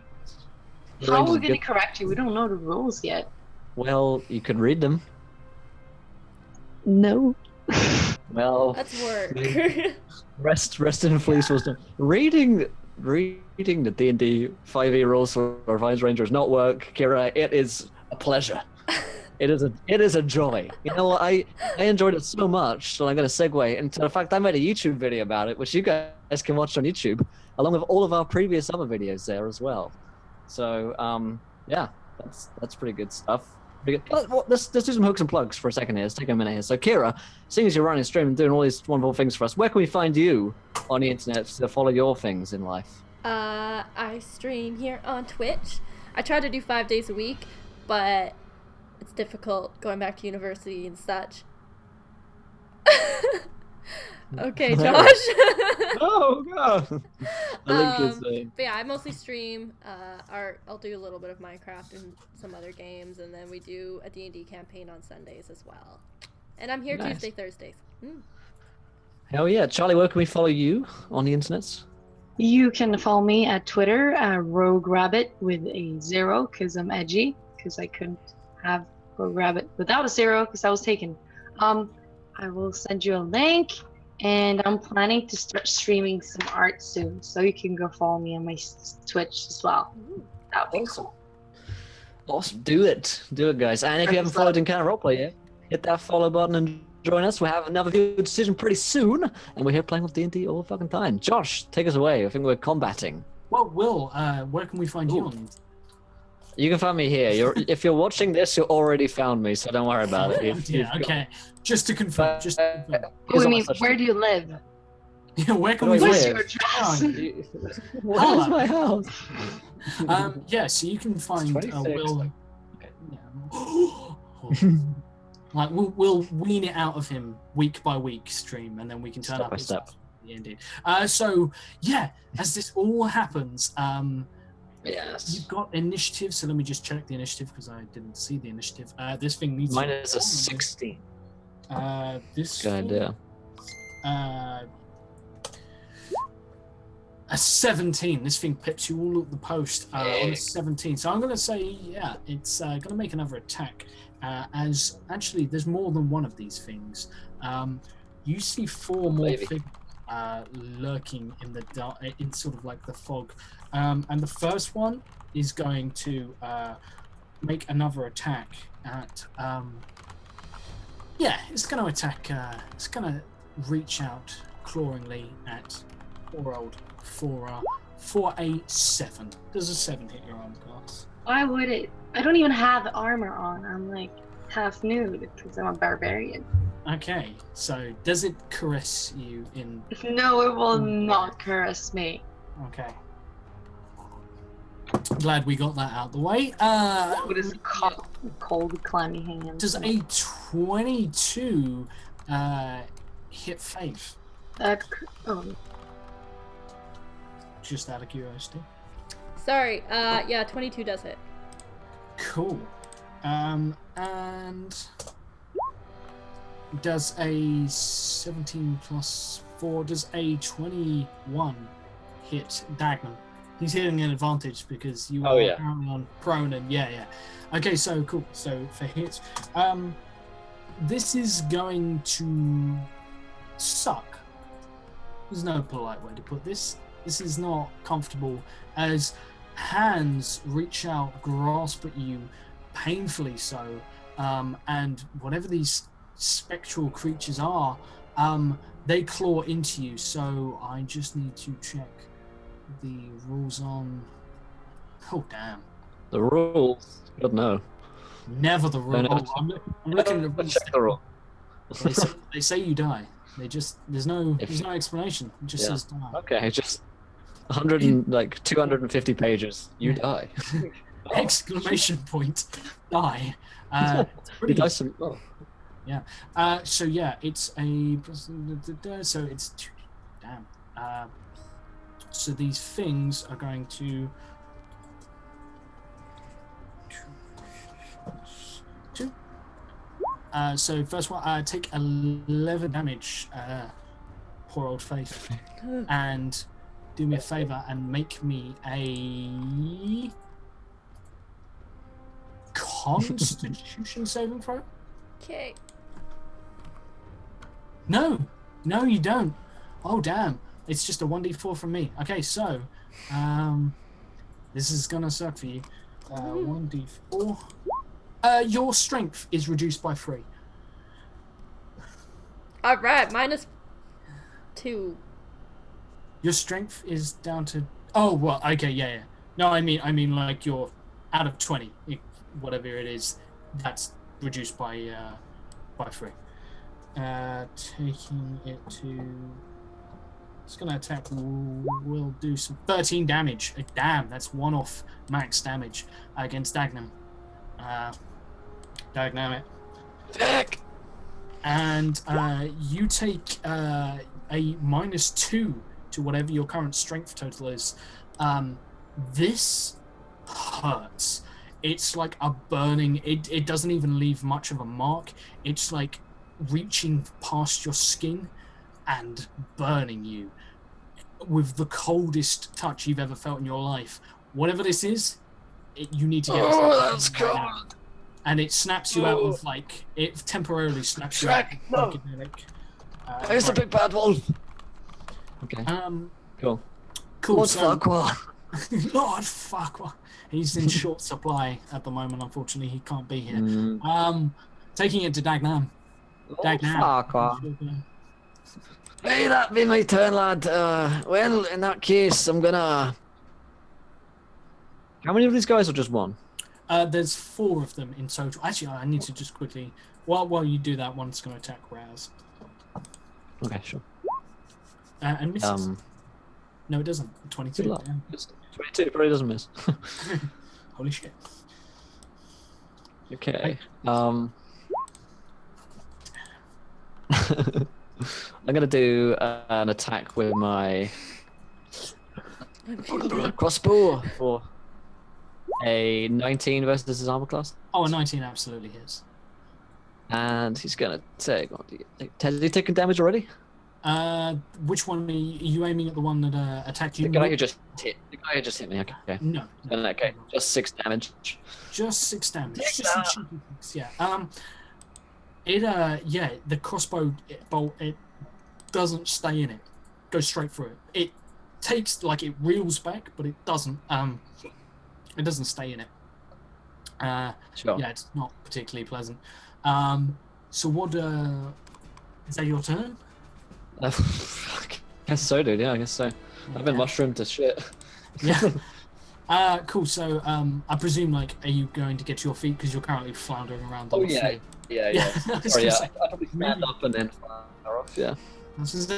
Buddy, you're currently prone. I'm hitting you at advantage. Please stand up. So taking it to round 2. Oh god, who will next? Sorry. Taking it to. No, we've had that now. I've got 2 rolls for you, Daniel. I don't know Had why. me already. Yeah, I was at advantage because I'm a ranger, and I get that now. Right, okay, cool. So, taking to Faith, actually. Okay. I will pull out my longbow and attempt to shoot at the spectral thing that burned me. Cool. You do that. Make me an attack. How far away is it? Am I gonna be at disadvantage? You could potentially, yeah. I'm gonna say like you're either gonna be at disadvantage or take a step like away and provoke an attack of opportunity. Okay. Maybe I will instead.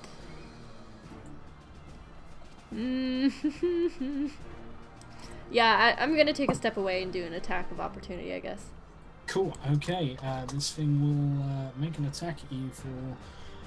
How does a 22 suit you? It hits. Cool. So you're going to take that's actually a 9. 2d6 plus 2. 1 hit point. You've got 1 hit point. 1 hit point.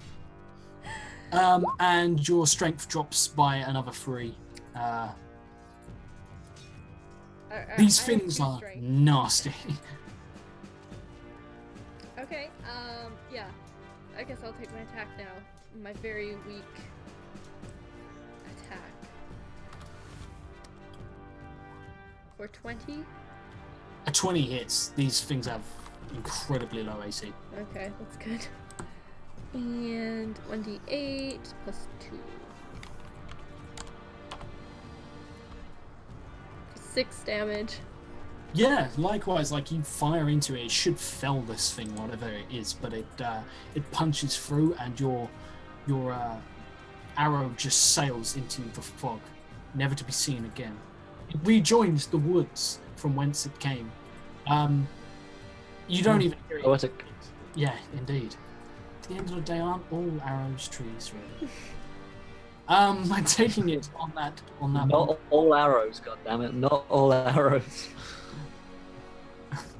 Sometimes a fox is just a fox, but I can't remember what that beautiful bit of wisdom was. Soup is always, but a fox is not always a fox. Soup is always soup. Yeah. Faith is gone. So finally, lastly, eventually, slowly, we get to Fora, who is there. You are being attacked by the fog, specifically focused in an area in front of you. It has hurt people. Can I see Faith and Yeah, Magnum? Faith is there, like, has just taken, like, it is barely standing. Like, you can see she's struggling to stay on her feet, and has just fired uselessly into this creature. Dagnam likewise has just fired and is now holding an unloaded crossbow. Things are pretty much unfazed by it. Can I? And thank you to Knight Cade for following. You're a gentleman and scholar. Can I like try to pull them both with me and like try to run from this thing? Oh yeah, absolutely. You guys, is anyone going to resist this? She's trying to do what? She's Pull trying you to pull away you from guys it. away and run. Oh, pull me away. Come on, guys. Come on, guys. I guess. What do you say? I guess I What do know. you specifically say? Yeah, how do you persuade me? Which ball? It's just like, I'm enjoying myself. He's holding like an Everything's claw at him, feeling really like lethargic and just like. You're gonna have to sell it to me. Got any more of that shroom? There's nothing we can do against this. We have to run from this fog if we want to survive. We can eat more mushrooms later. I know. Okay, you got me on that last bit. Let's go. You got me on that last bit, last. Okay. As long as there will be time for mushrooms later. So as you guys run, you see Raz. Raz is actually going to make some attacks.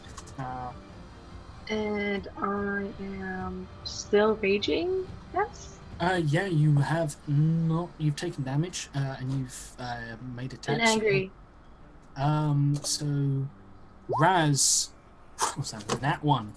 So Raz loses on his first attack. Drops one of his swords, and is just like, no.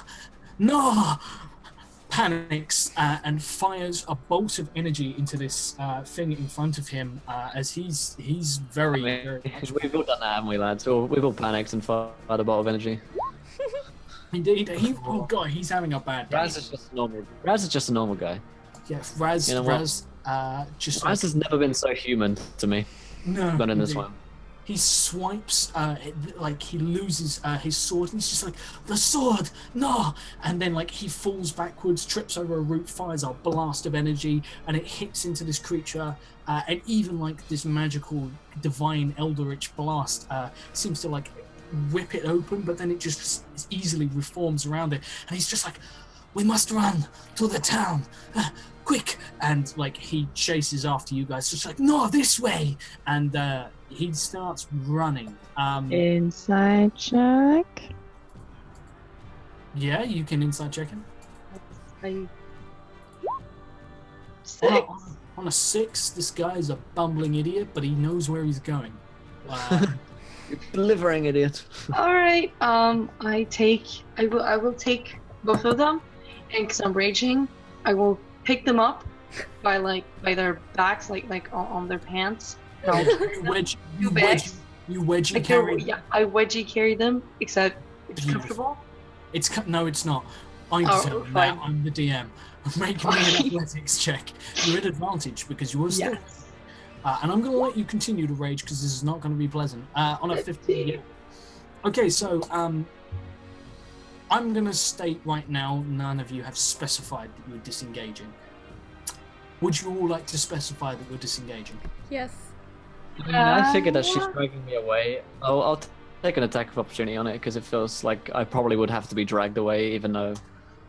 Okay, so the mushrooms. I admire that. On a 16, does that hit you? 16's on. Yep. 16's on. It's on. It's on like Donkey Kong as this thing reaches out once more. Take 9 necrotic. God damn it! Take 11 necrotic damage, and also lose 3 hit point. Lose 3 strength to your whatever your strength is. Reduce that by 3. Fuck. Yeah. How we all doing? How we all doing? What's that current strength total? I'm down to 12. I'm at 2. I'm going to let you know right now, Kira, if your pool in strength is reduced to 0, you die and become one of these things. Just so you all know, just so you're all aware. Thanks, Josh. It's like an Faith. intellect devourer. It's a strength devourer. Faith had this coming. This thing is going to fucking ruin your day. So yeah, you guys run, and Raz leads you, like, panting frantically. He doesn't, like... You guys are pretty sure he's just running wild. He, like, keeps, like... He's suddenly just, like, running in one direction, and then he gets to a tree, and he just turns violently left, and is just like, this way! And it looks like he's just running blindly through the fog, until you guys suddenly emerge without any warning into blindingly bright torchlight. Like, you have been lost in fog, like you haven't been able to see shit all, and suddenly there is torchlight. There is a palisade of some sort. There is an open gate that is like in the process of opening, and there is a town in front of you. There is no fog. Fog just I'm still stops. carrying them. Yeah, you are still carrying them. I'll run CR towards level. Fuck. the tavern. Yeah. Oh, what the? Don't. Okay. Wait. We need to get there now. Right, okay, let's do that. And Head off with her. Yeah, you guys like manage to get in, and Raz is just like, quickly, we must get in. And like he will hold the gate open. It's not a particularly big gate. It's not like a winched gate or anything like that. It's like he is holding it, and he pushes the gates closed, slams them shut, and pulls down like a huge brace that slots into place and collapses, panting. And he's just like, the sword. I lost the sword. I can't. What? I know what it is to lose your weapon, but you have to move on. He shakes his head frantically. He says, "No, you don't understand. It was the last I had." And he like pats himself down. He pulls out his coin purse, empties it on the floor, and he's like, "I must find more. We need more. Need more of what? Silver. It is all that stops these beasts. It is all that." Oh God's above. And he starts like moving into the town. There were people around. I'm gonna say, who the hell are you? Well, like looking at this guy because I don't think he's a good introduction. I let them down. You guys are both sort of like, you've probably been like semi-pulled, semi-carried, semi-run yourselves. And you were released by the hulking barbarian. The tiefling just says, "I am Raz. I traveled here with party like you did, and now they are gone, and they went to the mountain. We all went to the mountain, and one day we will all return under the mountain." Right, okay, let's go into the town. This guy's crazy. I'm gonna I need help. say hello to. I'm just like hunched over, like in pain. I understand. I'm gonna like sling you. Just to stay. I'm gonna sling you over my shoulder. Come over my shoulder, my big dwarven honky shoulder. And I'm just gonna. Oh, there you go. Kira, I'm gonna need 2 saves. I need a con save to see if you stay conscious, because you've just booked it and now are incredibly fatigued and have taken a shit ton of damage, and other stuff has happened to you, which is pretty horrific. But and also, thank you to Nick Cohen for following. You're a gentleman. I rolled a 3. And a scholar. Indeed. Okay, roll me a charisma, because you can still roll a nat 1 on the charisma. Okay. It's a charisma saving throw. 16. On a 16. Oh, yeah. You are immune to the swooning effects brought on by Dagnum, but you're not immune to sheer horrific wounds of necrotic variety, and you pass out. And, Okay. The last thing you recall is slunking. You just flop down across beautiful, broad, muscular shoulders. Also, Mine. Okay, indeed, it's mine. Fine. The Swede. You are carried. You guys are standing in a town that appears to be entirely unfazed by everything that's going on outside. Everyone is just walking about, minding their own business. I go up to one of them. Excuse me, ma'am. That's a nice beard you have there. Sorry, fella. I say, we're a few guys, and we were wondering what this town is called. What goes on here? Well, this is Silver Ridge. This is the town at the foot of the mountain. This is right. It's Right. Silver Well, I got it. So, what goes on here? What's your main trade, or commerce? Oh no, we're entirely self-sufficient. We don't need the outside world. Why are you so freaky? You're giving me weird vibes here, lass. You're giving me weird, Roll me an insight check. Yeah. Okay, luckily this is something Daniel is an expert. Everyone It's a who's 10. conscious can make me an insight check as well. What was I talking about? You're fine. Oh, on a 10, yeah, she's. I'm not 20 because I got my way religious. Yeah. Not bad, So not bad. on a 10, she's obviously unhinged in some way. On a nat 20, I'm gonna let you make a wisdom saving throw. That's not nice. Go for it. Oh, Oh damn. Oh damn. So you got so basically I'll start seeing Dagnum, you were standing there, you were chatting to this woman, and like she seems unhinged. She's probably just the town crazy lady. On a nat 20 insight, you know there is something seriously wrong here. Like everything about there is fuck knows what's going on out there. You come in, Raz is like freaking out, muttering about silver and like scrounging in like almost like in the scrapes of the side of the street. On a nat 20, you see that this woman is almost just completely gone up here. She's just a head case. But not only that, you look around and you see everyone else is just smiling. Everyone, yeah, that really intense smiling.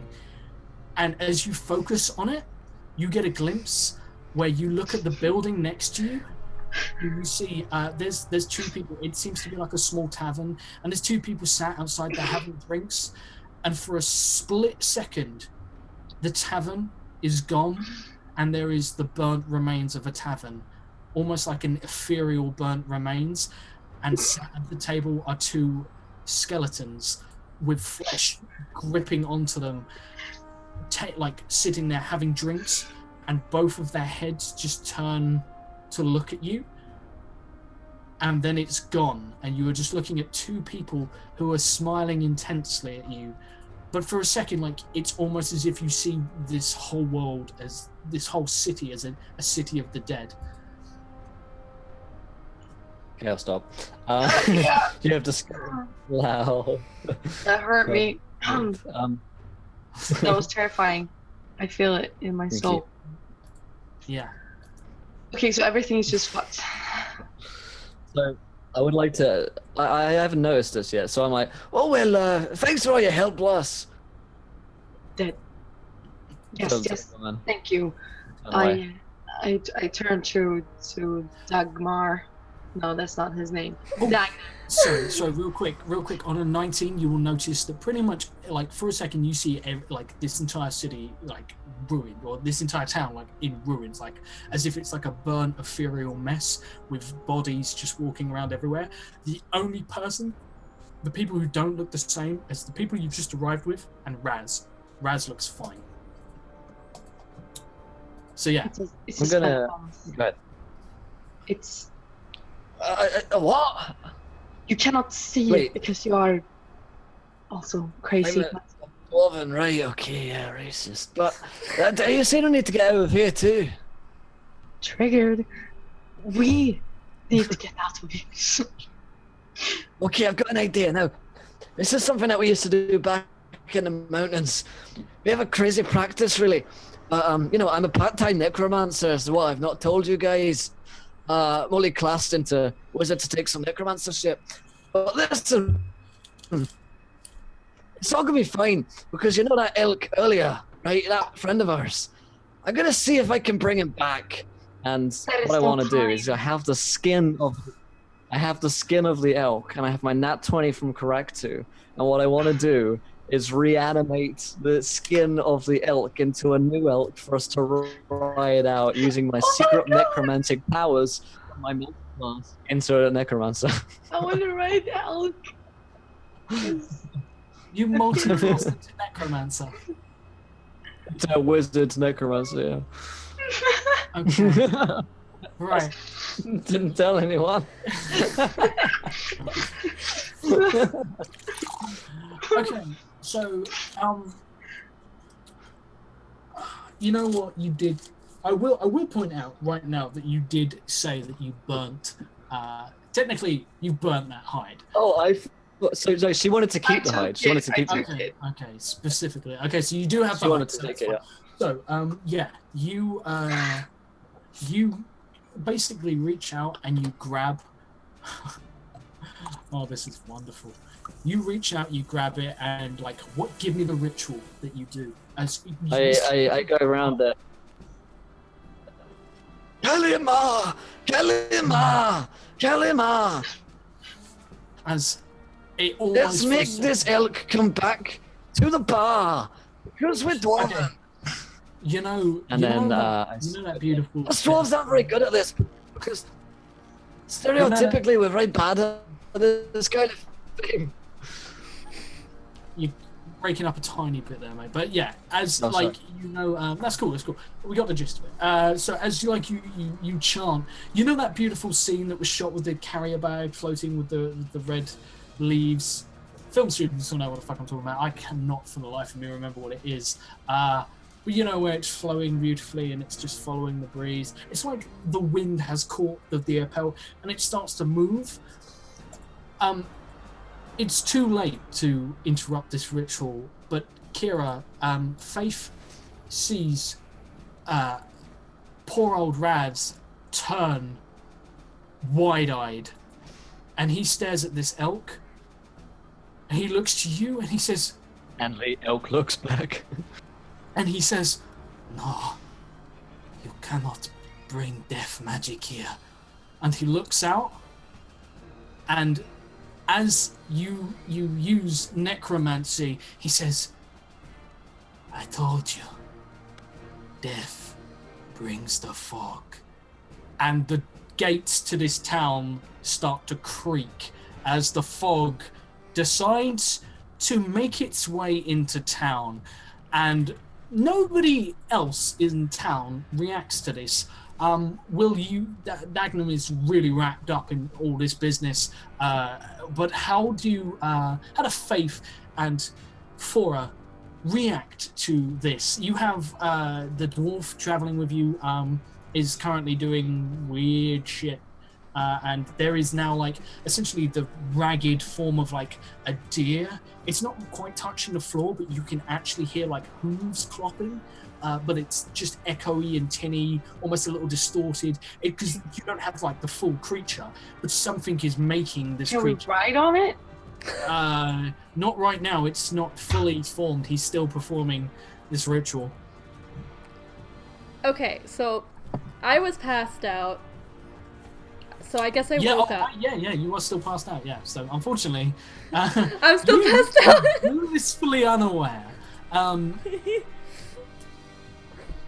So, Fora, what do you do as you see this and you see like the creaking gates as fog starts to sort of like try and pour underneath the gate? And thank you to Von Start who donates £5. Sorry for the delay, my friend. And he says, "Wild magic for Kira." Yay! You know what? On that, a wild magic burst brings you back to consciousness very groggily as roll me that D10,000. I love so much if it's like, you are incapacitated and You are unconscious. Yeah. 3979. 3979. Not just 39, but also 79 as well. Because all the nines. So, let me know how Fora reacts as I 3979 someone. Okay, Zero remorse. I will take out my 2 hand axes and like spin them around in my hands, and I'm gonna stand and look at the fog. Oh my god!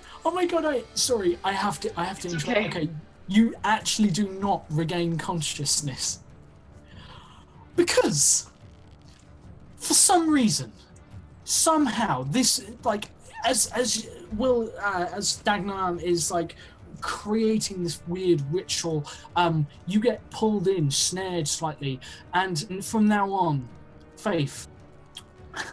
This is amazing. Whenever target sleeps or is unconscious, their arms and legs retract into their torso. So I'm just a torso? Oh my. You're now a torso and a head. And considering you were slumped on someone's shoulder, you fall off of their shoulder, land on the floor, wake up, and your arms and legs shoot out. Just look down at the stump that is her, and I'm like, what the fuck happened to you? I just put her down, like, I put her off my shoulders, and then suddenly she's like, She just pops. What the fuck? Christ. Oh, I'm laughing so hard. Fucking hell.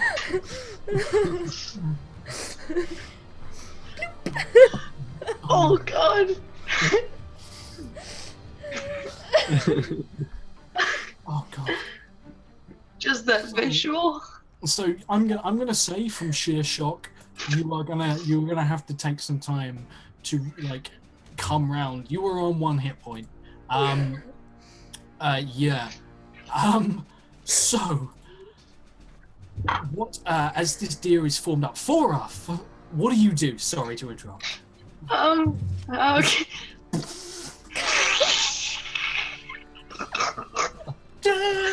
Okay.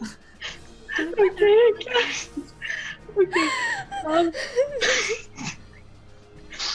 Okay, I'm sorry. Alright. I swing my 2 hand axes around and I look at the fog. And I go into a frenzy rage.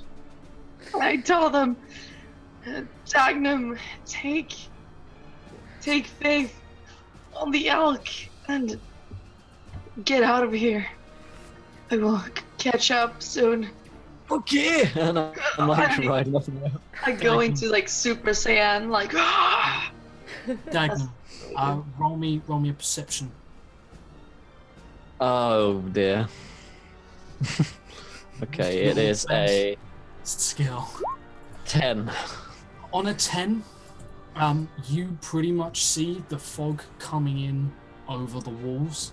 Like you don't. It's almost like if you know when you pour a really good pint and it's just you've got the head. You just see like the frothy hair. Actually, no, I don't. You're racist. I drink wine. Yeah. So yeah, and you see like it's already at the gates. Like the gate, the bar that is holding it, the brace is already creaking and splintering as if it was like a toothpick. You don't see any way out other than straight into this fog. Straight into the fog it is. And I'm like riding off of my elk. But we need the name for the elk as well, guys. So throw me some ideas in chat. What you want me to call it.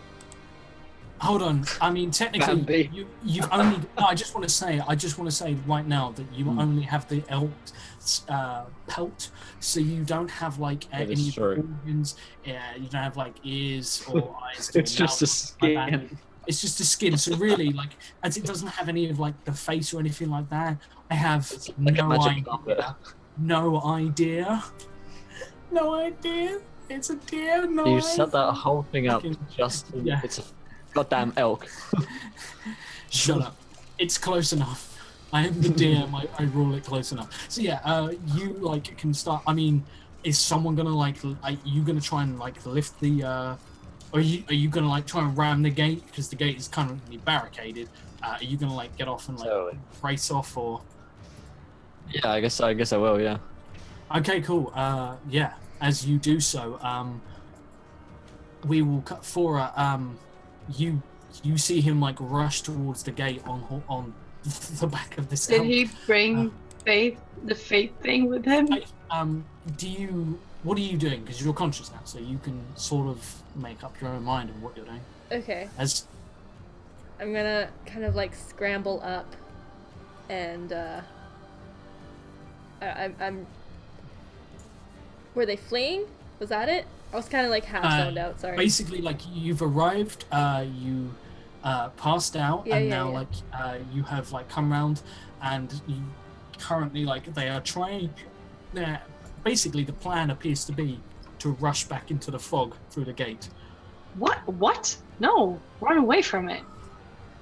Right? Well, that's like apparently, Dagnum is like trying to rush back into the fog. Yeah, Dagnum's fucking insane. Bear that in mind. Oh. Yeah, no, I'm not gonna go back into the fog. Into the fog. Once more into the fog, brothers. Okay. Can I do something?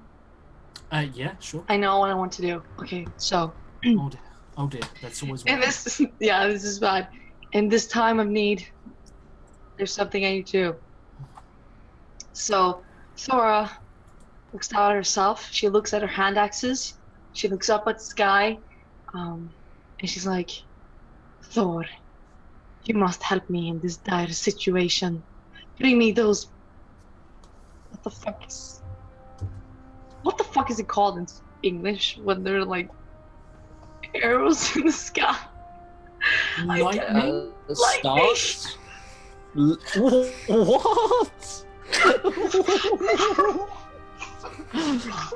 Did you just... The lines in the sky. I'm not sure what's worse, the fact you use... What do you call the arrows in the sky? What is worse is the fact that I got what she was saying. I have no idea. Oh my god. What is this arrow in the sky? The big boom boom sky sticks. I can't speak English anymore. It's the big English. boom boom. English. English. I cannot English. Too much sky arrow for English. Too much boom boom sky. Okay, so right. Focus, guys. Here we go.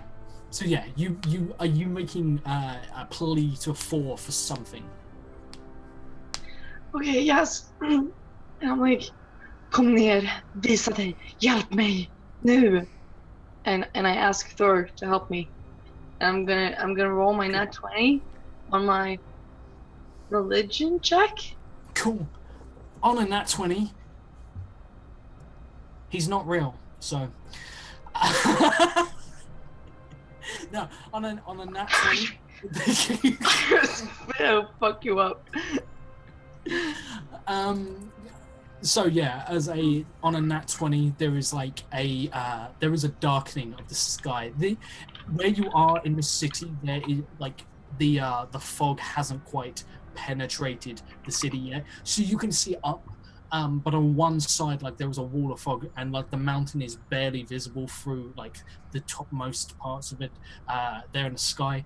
But you hear a rumbling sound, and almost instantly, like the sky, it's dusk. It's like after sunset, but the sky becomes visibly darker very quickly. And as you look up, rain starts to fall. There are no clouds, but rain starts to fall, and there is an earth-shattering crash as a giant arrow appears in the sky, sort of akin to I think we call here in England thunder and lightning. It's only in England we call it that. The rest of the world's just looking at England like, Oh, the sky arrows are back. Looks like it's gonna be a pretty sky arrow night tonight, if you know what I mean. You know what it is. You know what it is. Sweden just takes the weather report too literally, so there's like the arrows pointing on the weather forecast. The arrows are lightning in the sky. Oh no, the sky arrows. Oh fucking hell. Oh god, this is too good. Okay, so there's like just. I don't see the man standing in front of the weather though. It doesn't make any sense. Where is that guy? Oh god. So there's like this huge earth-shattering rumble, and you actually see like a bolt of lightning strike the mountain. It doesn't hit anywhere near. It hits the summit of the mountain, and when like the blinding white light is gone, there is a huge, sheared, carved, like basically the summit of the mountain is gone, split into two peaks, as whatever this was just split the mountain. Like literally the top half of the mountain has just cut in two by this, and like there you see rock flying in all direction. If you can see it from this distance, considering it's probably like the top of like, we're talking a fucking mountain. If you can see it from here, it'll probably be the size of a small town. It's huge rubble. But it's not like raining down upon you. But as that happens, there is like more crackles of lightning that hit down, and then everyone is going to feel like supercharged. Like you get a moment where your skin is prickling. You feel like your hair stand on edge, and we're going to bring in something that has been bubbling for quite some time as Charlie. Is it time? You are struck by lightning. By sky arrows? Sky arrow comes down. You are selected. The arrow points to you. You are the chosen one. And you ripple with energy as, for some unbeknownst reason, he just accelerates your lichen powers that you totally, fucking. I'm not even sure if Charlie's aware that she's become a were-bunny, but, this is how we're going to break it to her. You get struck by lightning, and suddenly fur, just like your hair stands on end and then thickens and becomes fur. Your teeth, just the two front teeth, become great, big, pointed teeth. Your hair braids, fold into two giant, floppy ears, and you hulk out and become a were-rabbit. And you are Thor's chosen. Oh my were-rabbit. God! And the fog immediately ceases to push its way in. You see, it tries to break open the gate. The gate splits and you see tendrils, hands reaching through, and then this bolt hits, and suddenly it's driven back. It's right on the outskirts of town, but it doesn't appear to be able to make its way in for the moment. I'm just gonna roar. I'm gonna be, and I'm gonna stand on my 20 feet, and I'm gonna be like, "This is power." That's what I'm gonna do. This is exactly what it is, and as you drum. Am I small? Oh no, you're massive. You are full on. You are full on at least maybe 1.5 feet tall. You're a big rabbit. Wait, so I have a small thing now. You are a tiny, tiny creature. You are literally classed as a tiny, not even small, you're tiny. But you're taking some strength minuses. You're going to take some strength buffs. You've taken some strength minuses from being attacked by those creatures out there. Your strength goes to 20. Your charisma is going to drop by 5 because you're not very social as a rabbit. And you can only speak very simple, it's really hard for you to English. Can I only speak Swedish? You can, no, because I'm not prepared to listen to you speak Swedish for the next 26 minutes. You just... I think it's the origin of M for following, or a gentleman and a scholar. Basically just dumb your English down to your average, what basically you're already there, Charlie. Thanks. But as you without even meaning You're to, so good at English. your foot thumps on the floor, and every thump brings lightning as almost like machine gun effect. Lightning strikes all around the city. It's beautiful, and then is silent and eerie as you hear screams that are made by no human, no creature you've ever heard before. Outside the wall on all sides, this town is surrounded. I'm going to say, as you guys are sort of oh, loads of shit is going on. That's what's happening to Fora. Well, no, she's now Thumper Thunder. That's your new name, Thumper Thunder. And as that, really, or Thunder Thumper, I'll let you have Thanks. either one. As this is happening, the two that haven't just had some horrific thing happen to their body and become a small, tiny, vicious creature, feared by British knights, for those of you who are fans of Monty Python, you guys will notice no one in the town has backed a fucking eyelid. And any of this, apart from poor old Raz, who is currently curled up in a corner crying, trying to cover himself with just anything he can find. Charlie's face. God damn. What is this shit? What is this LARP? Okay, so I'm going to go towards the mountain sleeps no more after being... You're right, I need to rename the stream. Where the mountain sleeps no longer. That's what I'll call the stream. But yeah, what about... So I'm at the gate. I drove through with my elk skin to get towards the gate, right? Yeah, you can basically absolutely right out there. The gate is now broken open. So you can book it. Okay. Yeah. And thank you to the booze who donates £5 and says, "Buy Charlie a translation book, Swedish to English, so she knows what the arrows in the sky are called." Thank you to booze. Thank you, man. Thank you. So I will I'm at the treasure gate. it.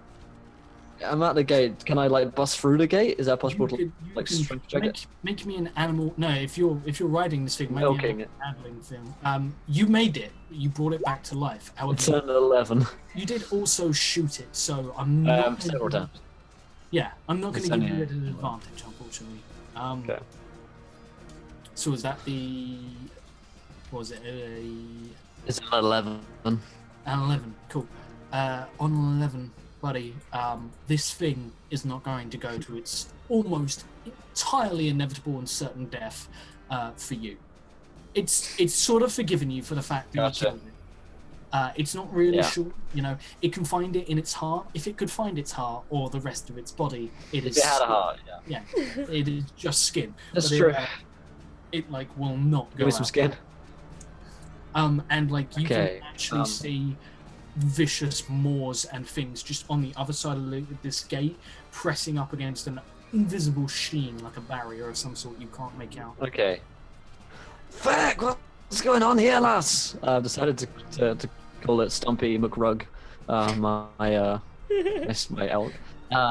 What's the problem, Stumpy? I'm hoping that Stumpy is like that one. There's something trapped down in the well, Stumpy. I gotta go save him. What am I thinking of? Can't think of the animal's name. But yeah, Lassie. Yeah, we go, Lassie. Yeah. So I'm hoping like the elk can identify a problem for me because I'm still high on mushrooms. Okay, right. I'm gonna roll. See how good it. It rolled a 1 on a 1d1 because it has no intelligence because it is a reanimated piece of skin. So unfortunately, it has absolutely no fucking idea. God damn. But it just will not go out there. Would it jump it? You could technically try and jump over the palisade, but it's not. I guess- It refuses. Okay, in that case, You can. I back up. I'm gonna back away and then head back towards the other people. Cool. I'm also gonna thank Electrocky and the Avenger Sands for following, both gentlemen and scholars. Thank you 2 for joining us. followers away. Oh my god! Oh god, we could have one last viewer decision in this. One last viewer decision. So, That button. Faith, tell me, you've seen all this happen. You've seen the barbarian is now tiny, could fit in a bag. Incidentally, I mean, most people could fit in a bag of holding, but this could fit in a small, a clutch, those little clutch dogs. That Josh wears. I mean, you don't wear one, you accessorize with one. You don't wear it, you carry it. And you carry it off like a fashionable thing. You own it. You own that shit. Exactly. Charlie, if you're going to sass me, don't try and sass me in English because it just doesn't work for you. I will never hear the end of this. No. I knew this was the wrong idea to go into the Swedish accent because I know I'm gonna fuck up my English, so never gonna hear it again. Nope. Kira. Thank you to the Green Doge for following. You're a gentleman and a scholar. One follow away, boys. Let's make it happen. Indeed. Kira, before a viewer decision comes in and absolutely ruins everything for everyone, what is Faith doing? Now she has arms and legs again, and is, on 1 hit point and on 2 strength. She is sitting on the ground as she's looking at this bunny, wide-eyed, and looking at Raz, and then looking back at the bunny, and then looking at the elk. I mean, the bunny itself isn't with you generally expect bunnies to be with other bunnies. This bunny is on its own. This is quite clearly a rogue rabbit. So Wow.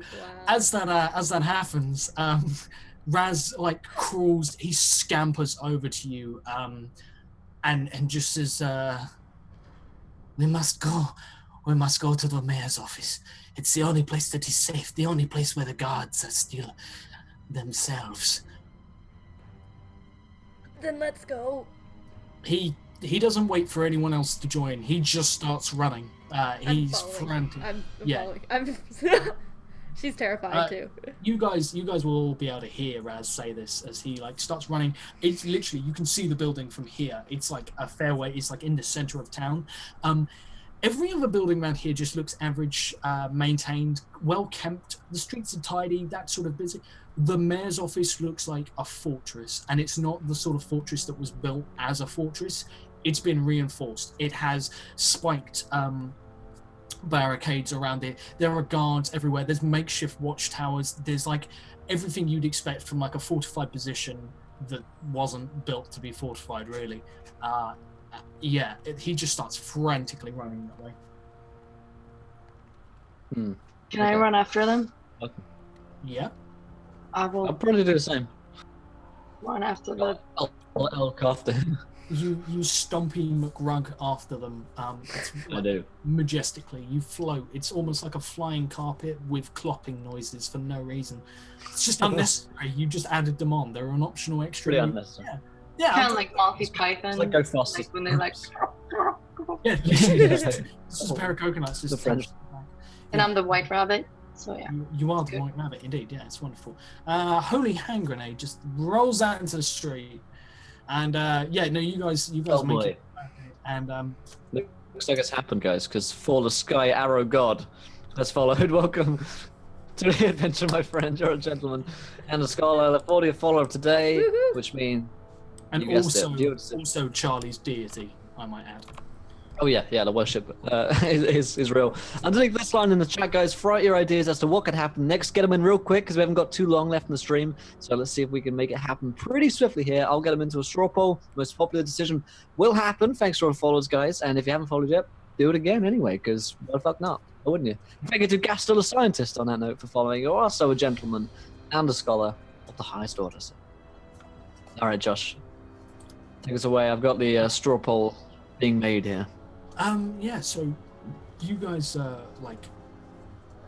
rush up, and as you do, you see guards they're forming up. They're not coming out to meet you. They're forming up as if like ready to almost imagine like riot patrol. They lock shields together, but it's a messy formation. They are not. They don't seem well organized. There's something really off about them. And as they do, like you approach, they don't come out to meet you. They just have weapons drawn, blades balanced on the shields. There's like yelling and scuffling. These men look like they haven't slept in weeks. They have fatigue under their eyes, like heavy bags. Their eyes are red and sore. A few of them look like they're actually falling asleep, like even though they're forming a shield wall, and others just look panicky, frantic, eyes everywhere. They look like Raz does, like that terrified look. These guys are a variety of races. They've all banded together. They're all wearing guard uniform, a basic shield, chainmail, and a helmet, but they say absolutely nothing and just lock shields. You could get around them, technically. You could what? You could I'm gonna try and jump around them. You're gonna try and jump them. Plan is Yeah. Okay. Here's a plan. Look down at the were rabbit and Will's a robot. Kira's character name escapes me. My back. Right, yeah. Your face is Very good. I think. Okay, good. You're better. Sorry about that. That's So all right. I'm gonna get them onto my elk, and I'm gonna try and jump over them. So I want to try and leap over in a moment of an existential crisis. Cool. As You guys, you have a midlife crisis right there, and you're just like, get on my ridiculous vehicle. Get on my crazy rogue elk. What are you guys, as sort of the crazy dwarf is beckoning you to get on a giant flying carpet, elk creature, reanimated necromancy thing? What do you do? I'm just gonna cling to Raz's side. Raz is just like, can we see the mayor? And gestures, and it's like, they're not like the others. They're still here. They're still alive. They could help us. And the guards just look frantically, they eye you suspiciously. One of them is just mutters they could be traitors or tricksters or more fog illusions. I don't. We should kill them. We should kill all of them. Move into the city. And there's like, these guys are not in the best place at the moment. What does the rabbit do? The rabbit is there. I'm going to tell you right now, you don't have axes, but you attack for a shit ton of damage. I'll let you know your stats. Yeah, this is the blood, the throat killing. I can't speak because I'm a bunny. So is the fog still there? Is it like, yeah, it's being disgusting. The fog hasn't made it into the town at the moment. It appears to be like creeping its way. So imagine like you're in a glass dome right now, and the fog is like spilling over the dome. So it's reaching up towards the sky, but it can't seem to get in past the walls. It's like something is holding it back. How long that will last, you don't know. Yeah, you bunny face that. You bunny face the shit out of it. I look at the sky and I'm like. You twitch your nose. Thor nods. He understands. Yeah, he understands, and I can do it. Okay. How many nose twitches do you get per short rest? Just out of curiosity. I don't know. I think it's like about 100. Okay, cool. Okay, well that was like 6 right there. So. Yeah. I'm marking. I try my new powers. I like thump a bit, and I like scratch the ground, and I feel my teeth. And I walk up to Faith, and I'm like, we can do this. And I'm a bunny. Faith, there is a rabbit. It communicates with you in strange old sounds and then words in common. Very quiet, very high-pitched, very squeaky. Really irritating. It's definitely. Thanks. It's definitely for her. Yep. They've got that Nordic twang to them. This is quite clearly a barbarian bunny. I'm just gonna look at the bunny. Like, I think Faith has just. She's lost faith. Oh damn! She lost hope already. Now she's lost faith. Where will it end? We've only got 12 minutes to figure it out, so...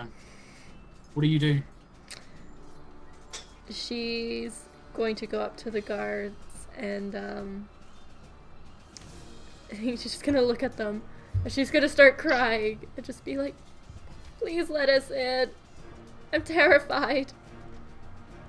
We're terrified. I want to look at the soldiers. And I want to do like this mean bunny face.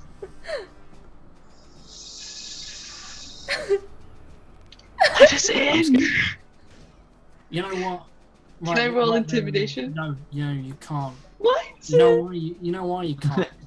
Because you didn't say it in Swedish. I'm going to bring that in viewer decision right now. You know what? Because we had so many today. Charlie, in character, from now on, you can only speak Swedish. So give me that, what you say to them in Swedish, as you feel a change occur in your body. For like the second time in a few moments. What do you say? Släpp in oss, eller så dödar vi er alla. Sure, whatever. So that happens, and as that does, you feel bones creaking, you feel joints clicking, you feel like an incredible muscular burn as you start to grow. You start to swell in size. It's getting bigger. I'm swole, bro. And suddenly, the question that has been on everyone's mind is: does Thor's Thunder Thumper Rabbit lift? Oh, she fucking lifts, all right. As Charlie, Thora starts to grow and continues to grow, and the guards panic. They freak. They break the schiltrum. They flee in all directions. Some panicking madly through the streets. Others throw open the doors to the mayor's manor, and you see hair growing, thick fur, as before you stands a half-human, half-rabbit, 7 foot tall, hulking, 4 Thunder Thumper Rabbit rogue of the most viewer decision created bullshit you've ever seen in your life. In fact, you know what? Your great axe just reforms in your hand. And it's got like tiny bunny ears on it that are made out of metal. Yeah, indeed. In fact, it's got a 2-bit blade and they're just rabbit ears, and the other side is just like, it's a 2-headed axe, and the other side is just 2 big pointy teeth. Great big pointy teeth that go nee, nee, nee. It's incredibly dangerous. And as you wield this thing, lightning just crackles. It roars. Sky arrows, you mean? Goes everywhere, and yes, sky arrows just come down. They're literally just giant arrows in the sky. They're actually red because that's what the weather forecast people use, is red arrows. It's not even proper lightning. Yeah, and it just hammers the floor. You see like buildings crumbling under the impact from giant annotations and clip arts. Yeah. What do you do as there is no one obstructing you from entering the mayor's office?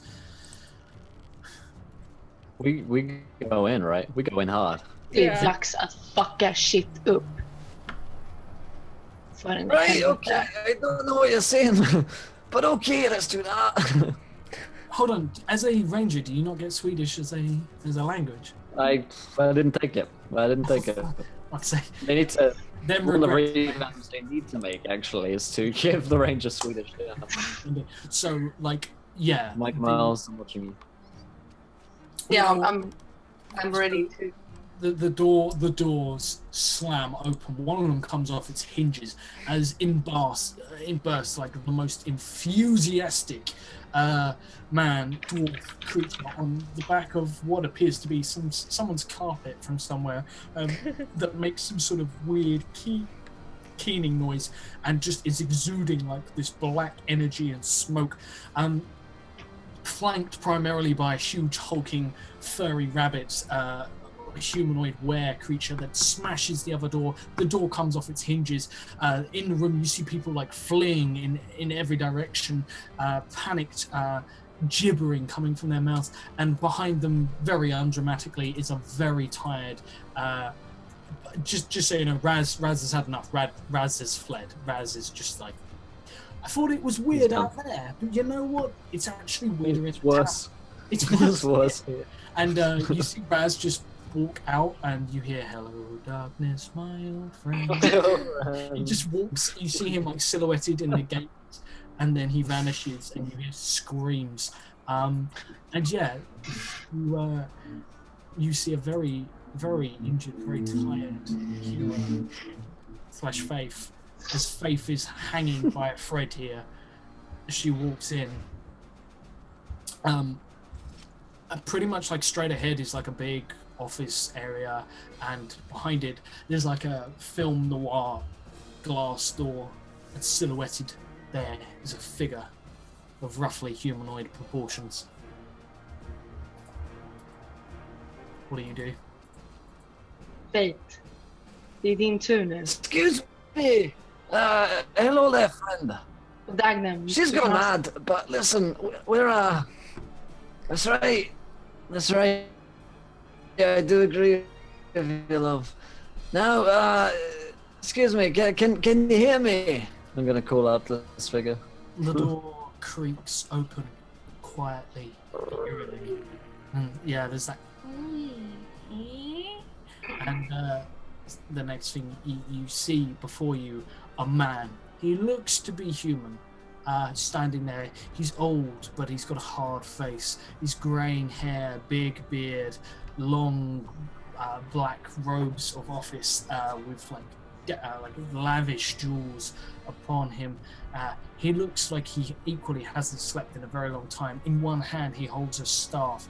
Before him is a giant book of some sort, but it's entirely made of stone. And what is written on it is it could be Greek for all you guys know, unless any of you know Greek, in which case it's not Greek. Very, very bad. Fuck. Yeah, so An ancient history degree, which I never succeeded in. So yeah, Came in handy. there's this book in front of you, in front of him, and he appears to be like trying to read it. You've interrupted his studies. He levels a staff at you with a glowing gem set in it, and he says, You've come from the mountain. That's right. He sent you, didn't he? Probably. Did he? Wait, did he send us? Ja, jo men det tror jag. Det tror jag han gjorde. Yes. You speak his language. Right. Well, she doesn't speak ours either, so it's only fair. No, she Men det speaks gör jag. that language. Jag förstår ju vad ni säger. That's right, she can't speak English. She was trying to say something about lightning earlier, but it just came out all Swedish. Now listen, are we gonna have to? What's your deal? Who are you? Says, I am Forcroft. I am mayor. Oh, Horcrux. Forcroft. Forcroft. Okay. I am Mayor Forcroft of the Forcroft. Forcroft family. I'm guardian of the mountain. Right. Well, you fucked that one up, didn't you? Because, Okay. Well, we don't really like it here.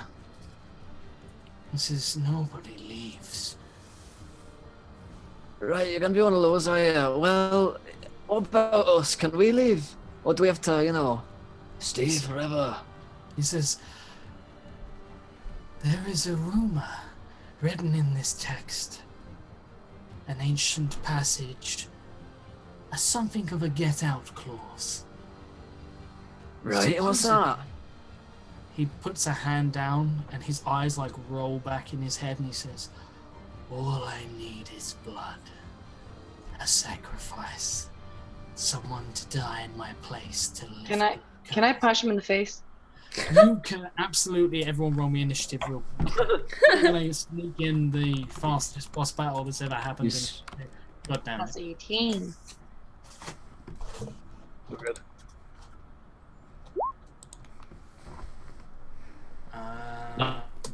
19. 23. Ah. He's good. Yeah. Okay. So he's gonna go first. Okay. So reading this effect, you know what? Speak like the dwarf in front of him. He's just like, no, mate. And he is going to try, and he does a 17 hit your armor class. Me? Yes, indeed. Yeah, me. Yeah, it hits me. Cool. Okay.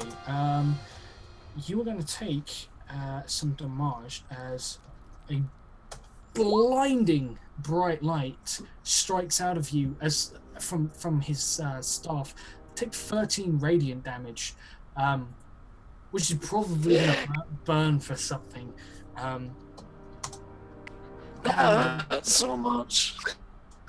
And he's also going to do. So he actually he does something as he fires this energy at you from his staff. He grasps onto some talisman of some sort hanging around his neck, and you see a scintillating energy wash over his skin, sort of hardening him, strengthening him in some way. So that is his turn, and he basically guards the book in front of you, taking it to Dagnam. Are you still up?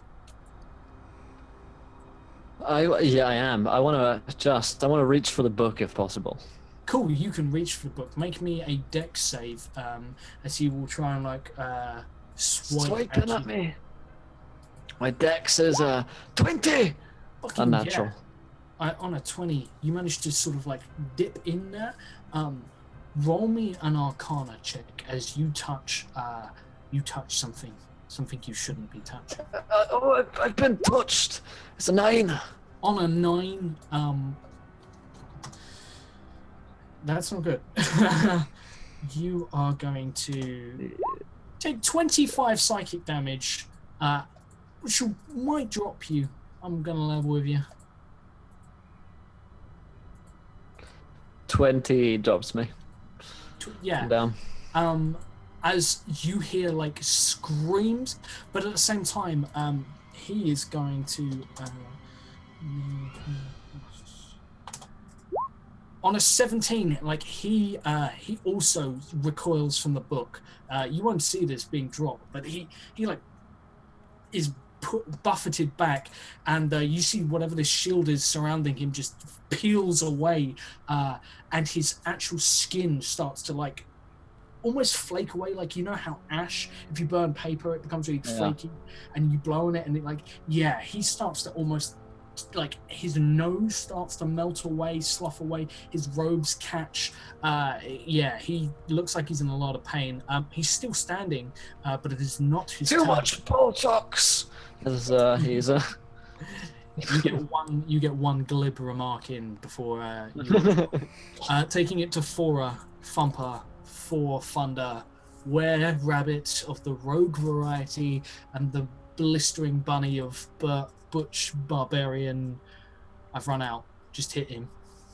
Yep. Do I get another rage because I changed into a were-bunny? You cannot currently not rage. Great. You don't have the That's capacity. even better. Then I will go into a frenzied rage. So you've got a 20 with for strength, and make me some attacks. You are also hitting an advantage, but everything is hitting you at advantage because you are reckless attacking, regardless of what you want to do. Fuck me. 17. 17. He's still standing, but you cleave a massive gash into him. Yeah. At 20. Also, he's miraculous. Also +4 because it's my damage as well. +4? For my rage damage. Is that on both of them? Yes.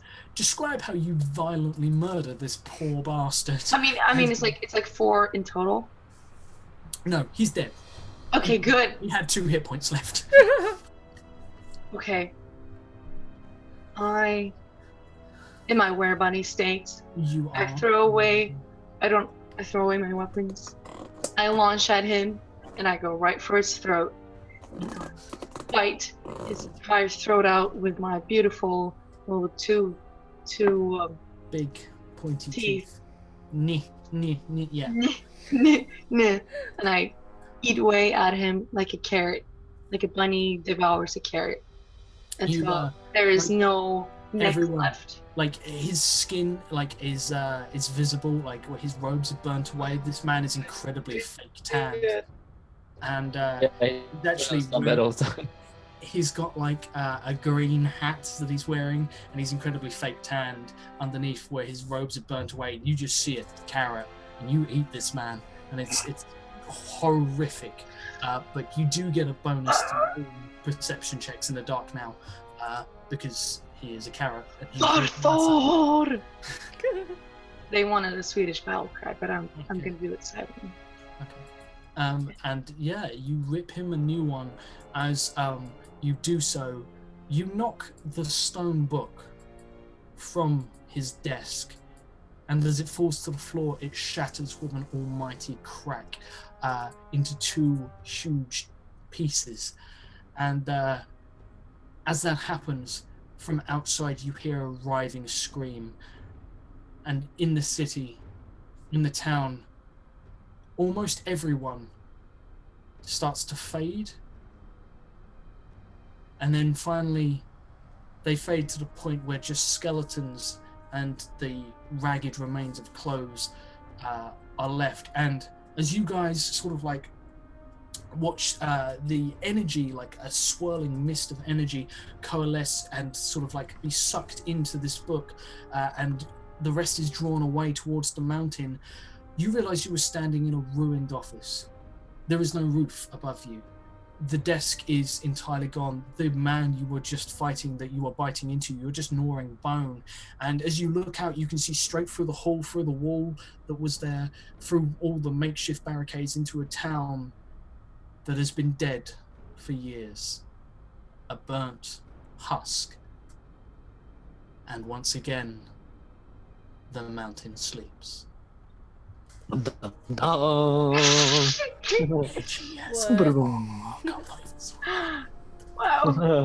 There we go. I guess that's where we're gonna wrap up today's one shot, then. Oh boy, oh boy, dear Lord. Well, thank you guys for watching. Thanks to for Josh to DMing that, and our players for joining us. Oh boy, what did you guys think? Let us know your feedback in the chat. We'd love to hear it. I think next week we're probably going to do one more one shot. So maybe Josh will run it, maybe I'll run it, maybe Charlie will run it, maybe Kira will run it. Who knows? And the week after that, we'll do something super secret, super special, super exciting. Maybe second seasons of things. Who knows? We'll find out. So yeah, that would be pretty exciting. But thank you guys for joining us tonight and for the stream before as well. It was a lot of fun. If you missed any of the stream, you can find it all up on YouTube or it's immediately on Twitch, saved forever. It'll also be on YouTube tomorrow night. And if you enjoyed this show and you want to catch more, hit that follow button and join us. I'll be back tomorrow. Tomorrow's Wednesday, which means I've got a 1 p.m. and 4 p.m. show, or I might only be on at 4 p.m. Just due to the streaming situation. But yeah, Storm King's Thunder tomorrow. Pretty exciting stuff. But let's go around and thank our players. Where can we find you? Let's start with Josh. So thoughts on the session, Josh, and then where we can find you on the internet. Yeah, it was a lot of fun. I had like had this. I can't even remember where this came from. But yeah, I guess like it's just a cool thing. I planned it all and then I went and watched a load of relevant stuff, and I just want to say thank you to, God damn it, Madfish, who, I don't know if Madfish is around, but she gave me some super great material to learn some really creepy shit off of. It's been really helpful. If you guys want to find me, I will be around Mondays and Tuesdays, as always. And yeah, super psyched for that. I'll be back next Monday, hopefully for more Samurai Sigil. And if you can't find me, can't wait, join the tavern. That's all I'll say. But I will post a link in chat, because I know we're overrunning. And gotcha. That's all good. Cool. So good. Kira, thank you for running the stream for us, hosting the stream. Send hugs and love to Kira for that. What did you think of the session, and where can we find you?